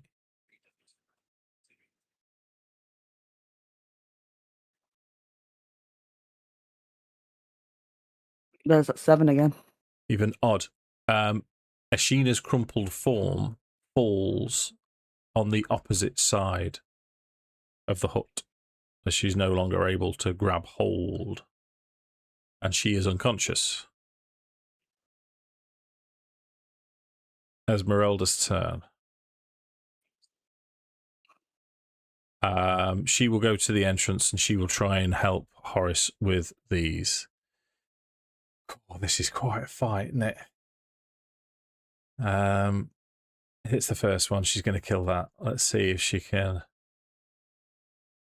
11 and 11. Yeah, both those hit. So let's do some damage. 7 and 8, 15, 20, 36. I think that does it. Yeah, that's exactly what she needs. So she's killed 2 of them, or finished one off, and killed that one. Nice. I think that takes. Go on. If the creature drops to 0 HP, you can transfer the vow to a different creature within 30 feet. So my vow of enmity that I put on that scarecrow, I am going to put on.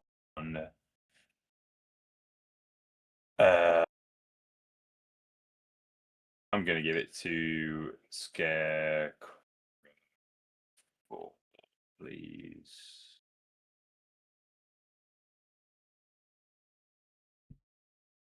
Yep, it's your turn, mate.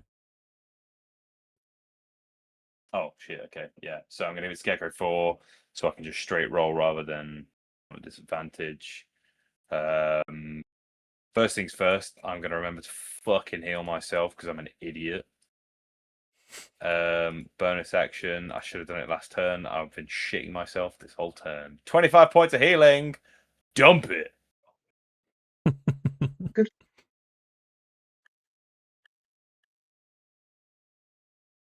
Horace, you silly, silly man. Go! Oh, yeah. Now I'm feeling it. Scarecrow 4, mate. You're having it. Let's go. +7 to roll. Please hit. I beg of you.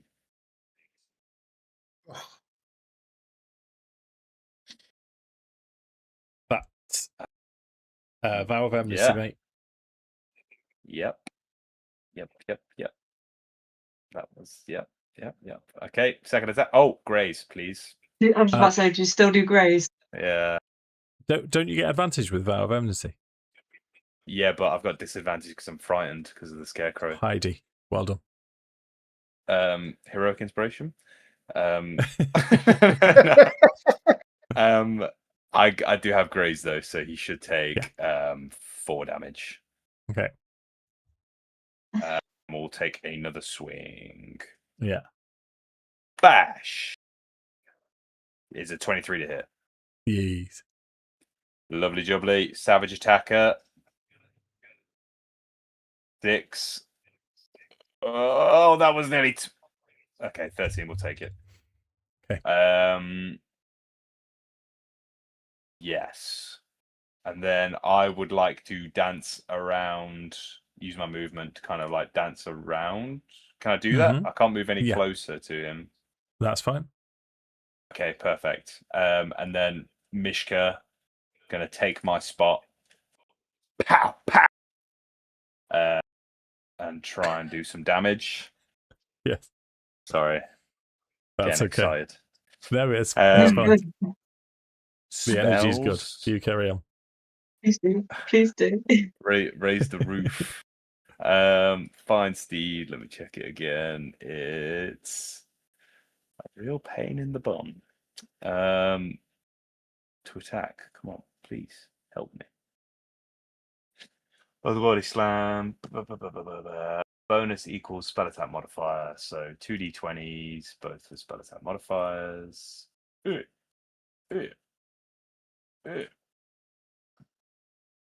14 to hit. 14 hits. Magic! And then it's a d8 plus 2. Damage front, which is going to be 10 damage. Nice damage.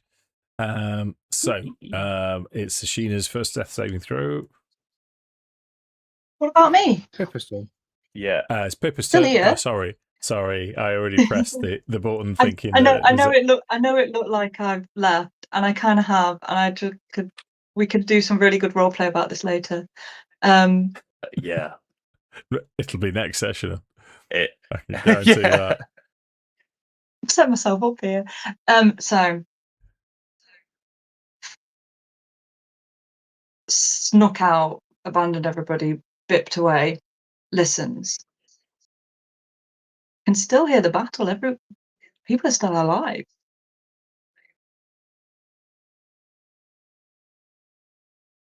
Oh, she wishes she could will her feet to keep walking, to get away, to get safe. But she'd have to confront herself in the mirror at some point in the near future if she did that. So Pippa turns around and takes her 30 feet of movement. And I always have to do it in my head like this. Was that right? Oh, sorry, I didn't count it. 1, 2.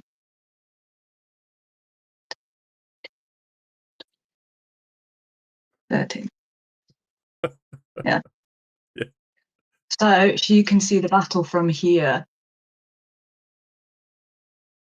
So can I see 120 feet? Yes. Because my thing's only showing 100. My little circle thing. Oh, is it? Sometimes map tool, you have to sort of program it in.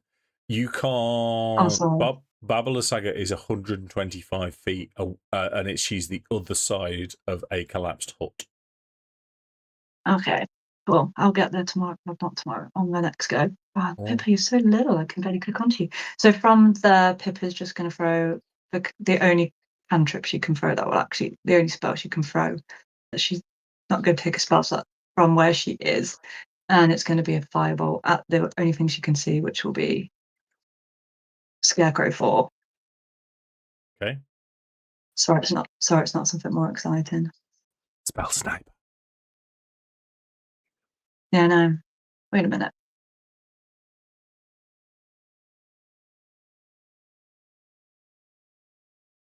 Sorry. You know what? I'm changing my mind. I'm going to throw a witch bolt at that. It's just going to be a level 1 witch bolt. Yeah, first level witch bolt. Let's see if I hit first things first. Yeah. What is that? 21. You hit. 2d12 damage, hopefully. 18. So from the far side of the battlefield, a thin golden lightning bolt flies and... Oh, did I kill it? Yep. Flies over Horace's shoulder and just evaporates this scarecrow in front of him. Nice. Good luck. I mean, you probably wouldn't see my face, but my shoulders would almost relax a little bit at the sight of this kind of goblin light flying back over. But I wouldn't say anything. Yeah. Cool. Here we go. Good luck, everybody. That's all. That's everything Pippa can do this turn. Okay. Tom. So I assume is it just 15 feet for me to get to Ashina, or do I need to sacrifice any more movement to get there? Or could I acrobatically slide down the roof to save myself some movement so it's only 15 feet? Can you acrobatically roll athletics? You can have an acrobatics check, yes. Athletics? Acrobatics, yeah. Acrobatics, yeah. Yeah, that's fine. Cool. So then he will cast Cure Wounds on Ashina. Yeah. Okay. Which is 12 points of healing. Yep. And then he will remove them. He will, in an effort to try and spread out, will move 15 feet. So 5, 10, 15 out that way, knowing that it makes him a target for Lysaga. Okay. But he's just trying to spread out, try and stop this AoE stuff going on. Yeah. So Lysaga. Then bonus action. Yeah. Bonus action, I would like to mark with my evil eye. Please and thank you. You're welcome, Ron Swanson. Ransom.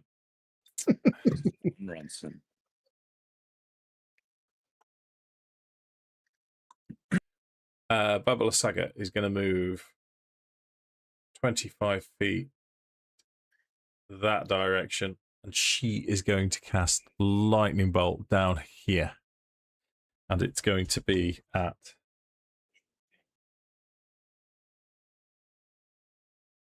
a high level. Distance. We don't. You really have to think about that one, Dave.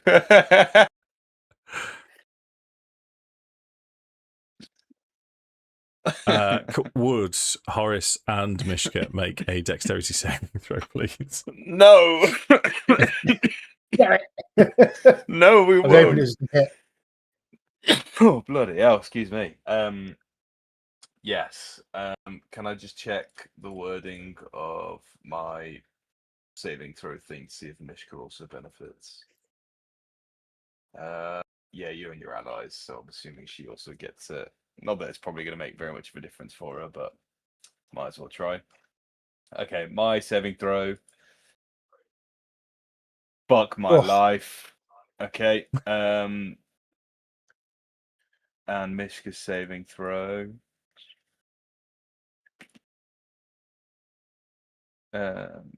Sorry.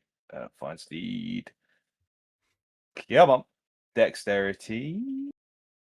+1 modifier. Come on. Make that +5. Oh, cool. Go. Fuck you, Mishka, man. Fuck you. That's 24 for Mishka and a stinky 10 for me. Okay, you take 42. Mishka takes 21. What the actual fuck? All right, well, I'm down. Mishka's barely standing. Don't you know I'm still standing? And then Lysaga is going to take another 5 feet movement away as Esmeralda takes a turn. She jumps out. Do you have a healing potion, Josh? Yes, I have a greater healing potion. Esmeralda is going to feed it to you as she continues 15 feet in this direction, and she looks around and she say, "Enough is enough." Right, she's getting snug. Who's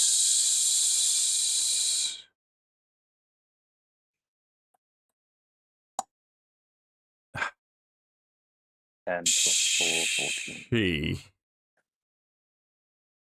Okay, let's see if this works. She is going to use Curse of the All-Seeing Eye, which she can do once a day. She's going to attempt to, curse Lysaga and make her vulnerable to lightning damage. So it's a wisdom save. Ooh, this is a tough ask. Lysaga rolls a natural 20. She is not. I will invite her to re-roll that, please, Dave, with Curse of the Inept. Please and thank you. You're quite welcome. Sorry, that was really forceful then. I do apologise, Dave. She's still rolling it now. Yeah, you should have called me bitch. She rolls 25, unfortunately. Oh. I know, man. I tried. Yeah.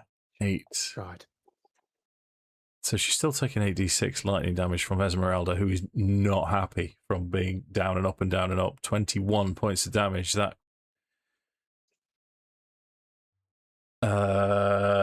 Horace. Lysaga not really been hit. That's the crux of it. We've been so busy doing other things, we've not been able to hit her, have we? Really? Not really. Most of that damage comes from falling. Sorry, Skellybob 4, not Skellybob, Scarecrow 4 dropped. Can I transfer my Vow of Enmity again? Yes. Is it on Lysaga? You know it is.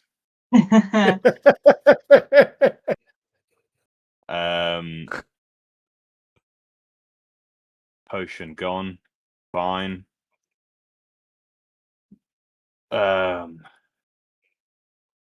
Okay, let's fucking do this. I will look to Mishka, just give her a nod and just say, "You know what to do." And then I'm full steam ahead, just sprinting straight at Lysaga. Oh shit! Would help if I can measure. Can do measure? Question mark. So I can make it 30 feet, which is right in front of her. So I'm gonna sprint straight at her. Vow of Enmity's on her, and I'm gonna swing with advantage with the old greatsword. Bash! Go. 16 to hit. 16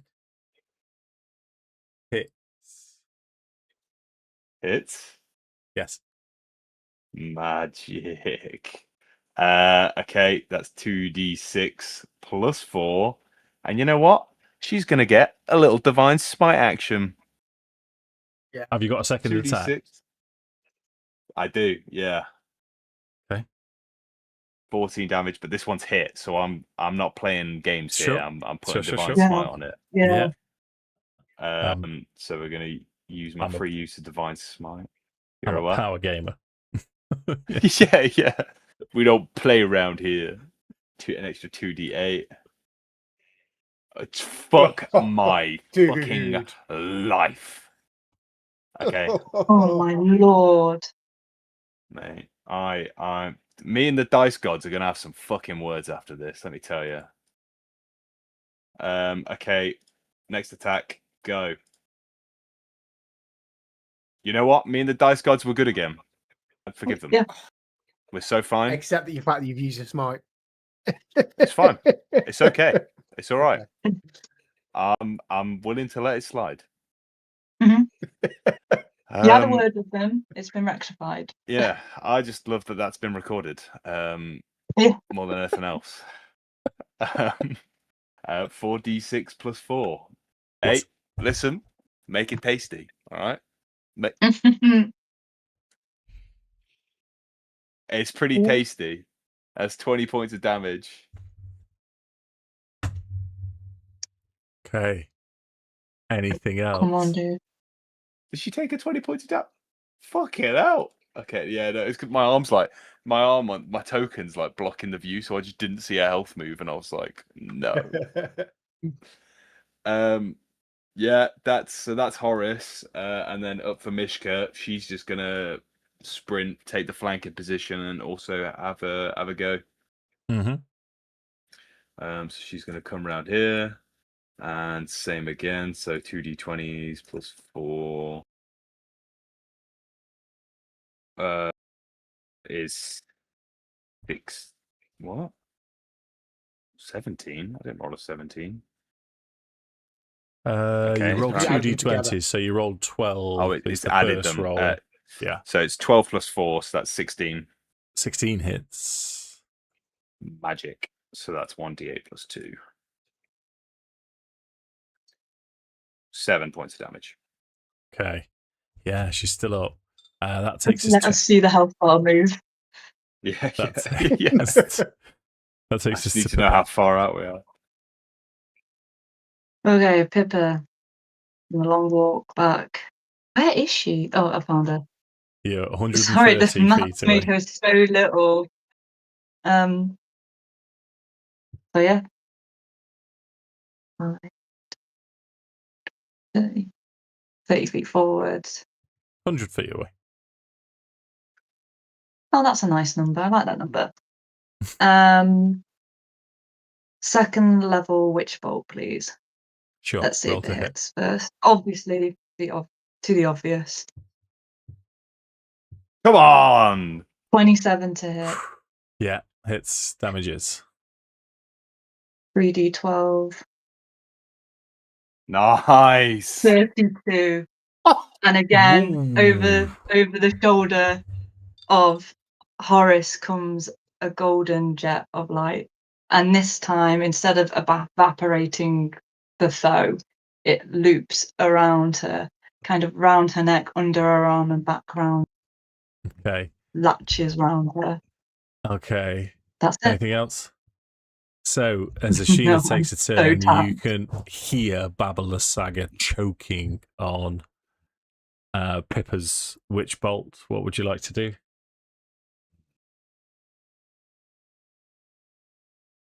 What's that mean?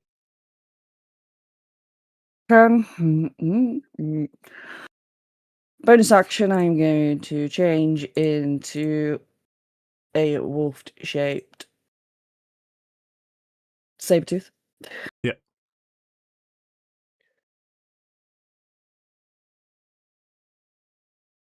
Meow. 10. Trinky. Oh, I don't like this. You can get next to her. You've got 40 feet of movement. Yeah. Yeah. And then I'm going to go for Rend. Okay. No. 14.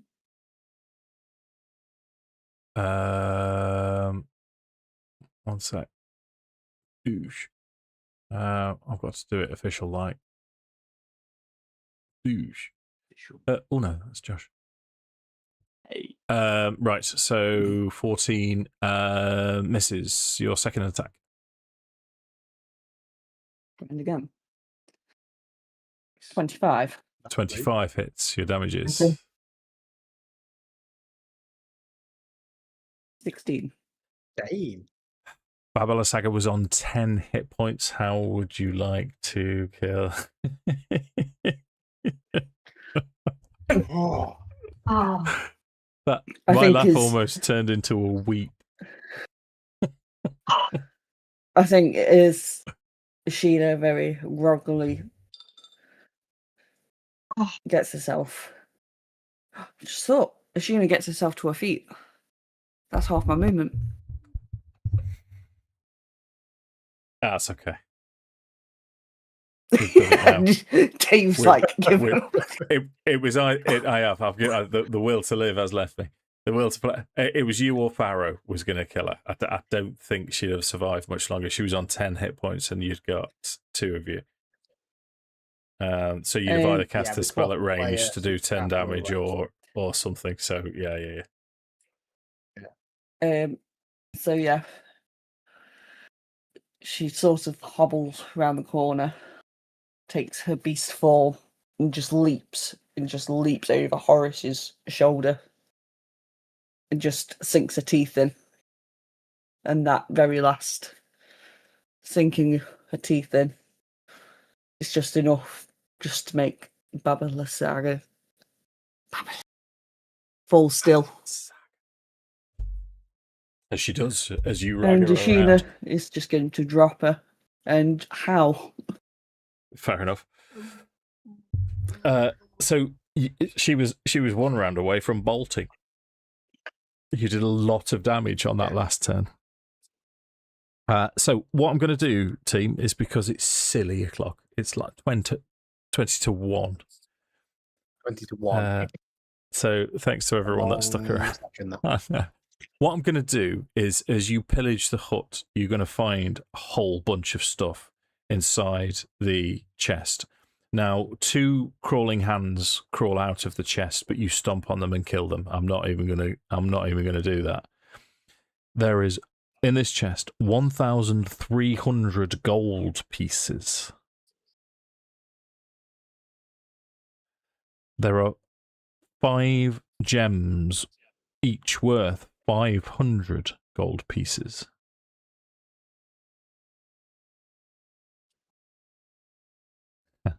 There is, because Pippa's got to identify, I'm just going to give you as is. There is a vial containing an oil of sharpness. You'll enjoy that when you read it. There are 2 spell scrolls, one for mass cure wounds and another for revivify. Ooh. So 3 in total.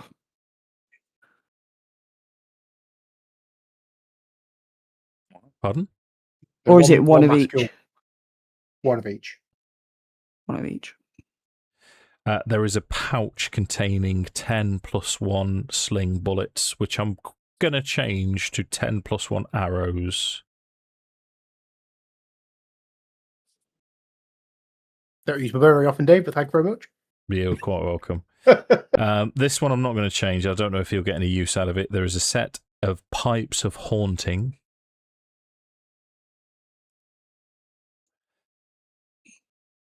And there is 1 stone of good luck.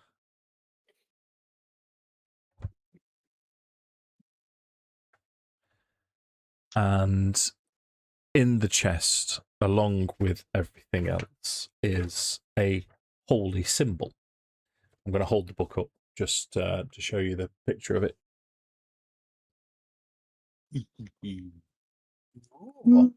It is a holy symbol of ravenkind. Oh, cool. This is a unique item to Barovia, to the Curse of Strahd. Sorry, I'm metagaming massively. It's got 3 abilities. Sunlight, Turn Undead, and Hold Vampire. Nice. Which we will explore Wow. further next time. And it gives me great pleasure to say level 9, ladies. Oh, Gentlemen. Damn. Can I make one small request to also take Baba Lysaga's head? That's all I want from this fight at this point. Sure. Thank you, Mr. There will be a few teeth marks in there. Is that all right? Yeah, it's all good. That's character. Yeah. Right. What? Go on, Josh. Oh, the only other thing, it's not related to the game. Well, it is related to the game, but we had a little piece of tasty fan art in the Curse of Strahd chat. I don't know if you guys already saw it from Zach again. Oh, Zach, how did I miss that? did we? Sorry, Yeah. We were in the middle of talking about something, so I didn't want to like distract from the game. But I said I'd just give it a mention to you guys before the end of the session. So feel free to take a sneaky peeky. I knew it. I saw him in the Twitch chat saying, "Oh, I'm about to draw Horace," and I was like, "I fucking know what's coming." Hilarious, so good. Hold on. Because I haven't set this one up for Discord. Let me do it. Cause... What?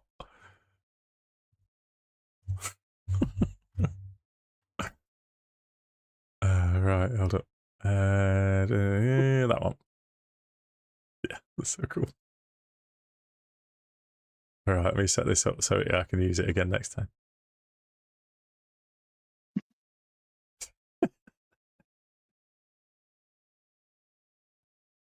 That's fun. Right, let's roll some hit dice and then go to bed. So I'm going to do you in as Josh froze. Josh is frozen, isn't he? It's a good Leah. It's a good face. I'll do it in reverse order then. Tom, level in. Rogue. Sorry, I was just faffing with the Ujima Flob. No worries. 4. So E8. Yep. Level up. 1. I'll take the 4, please and thank you. 4 it is. Sammi.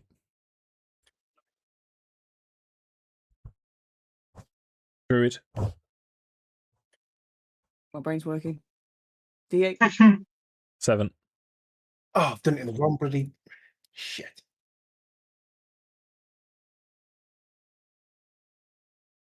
6. 7 it is. Leah. Mage. Yeah, still gonna stay. You know, I'm gonna stay wizard. I've rolled 4. I've rolled 1, so I'll have the 4, please. 4. 60. That's nice. Welcome to 5th level spell slots, you two. And Josh, D10, please. Paladin. Yes, please. Okay. 5. 7. 7 it is. Thank you. Such a satisfying thing to do. So, the final scores on the doors, that's your last level up in this campaign. Until, hopefully, you do complete it. So we've got Farrow on 105 hit points, Ashina on 83, Pippa on 60, Horace on 110. I bet he's finally beaten me. It's about time. Ashina finally has access to Greater Restoration. If you recall through the story, you've had uses for that in the past. It's not necessarily something that you'll need to take permanently, but might come in handy. Pippa could learn from Lysaga and get Cloud Kill.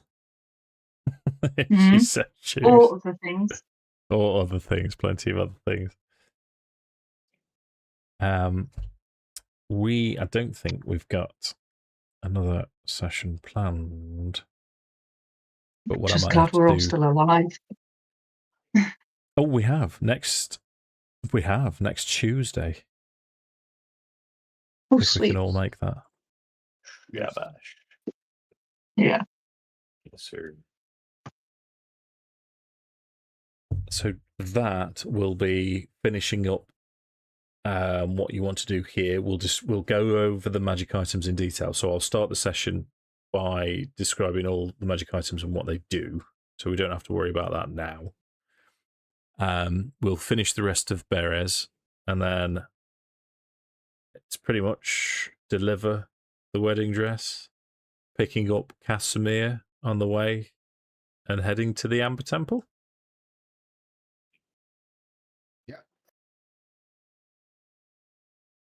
Yep. Yeah, 100%. Okay. Let's do it. We're level 9 now. All will be well.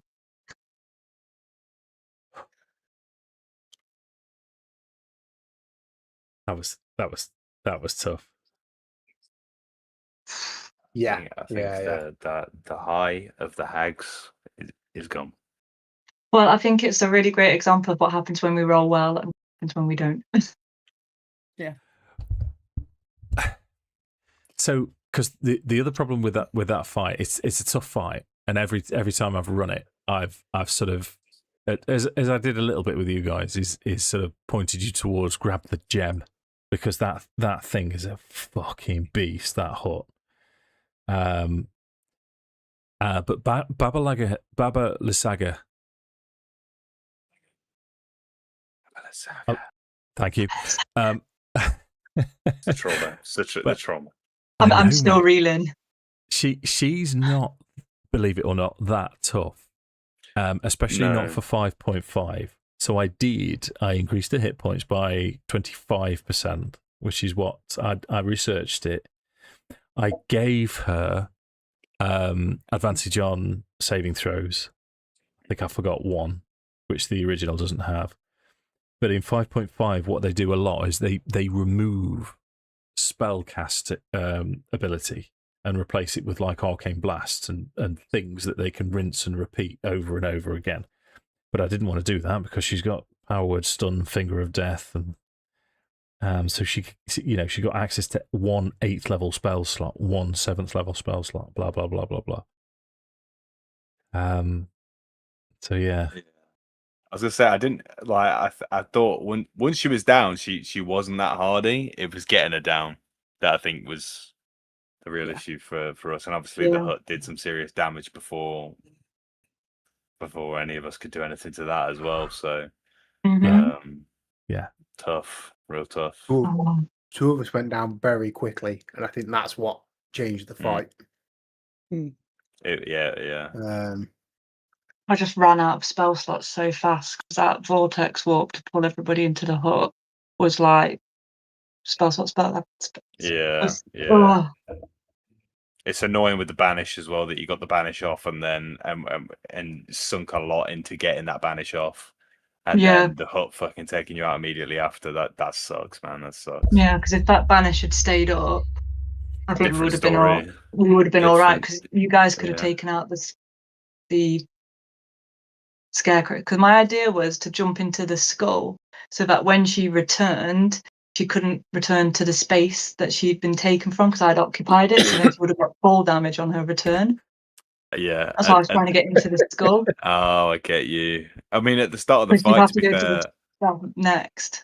Yeah, at the start of the fight, I was tempted to try and wind sprint up and then grab her and just throw her out, but I thought I'm gonna fuck. The acrobatics aren't gonna go in my favor. I'm falling on my ass and big damage. It's not gonna be good.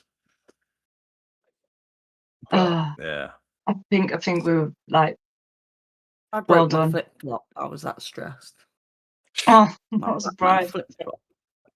Yeah, well done, everybody. Like, just the keeping going, keep trying, keep going. Like, well done. Right, I'm gonna end the stream there then, and we'll do as suggested next Tuesday. Thanks for hanging around, Zach.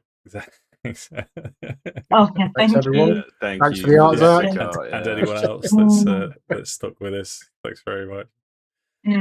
Next Tuesday, British summertime, 8:30ish. I think we've got the next Curse of Strahd. It'll like I say, it'll be. I just want the pleasant session, please. I think we've got a lot to talk about next session. Yeah. Words to be had. Words to be had. Wouldn't mind going and seeing that monument, the ghost. Yeah.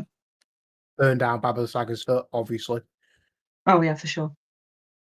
Never again will that thing rise. Well, while we're on the subject, before I do turn it off, because I'm terrible for turning this off and then continuing talking, because Esmeralda will say, "What do we do with the gem? Do we return it down?"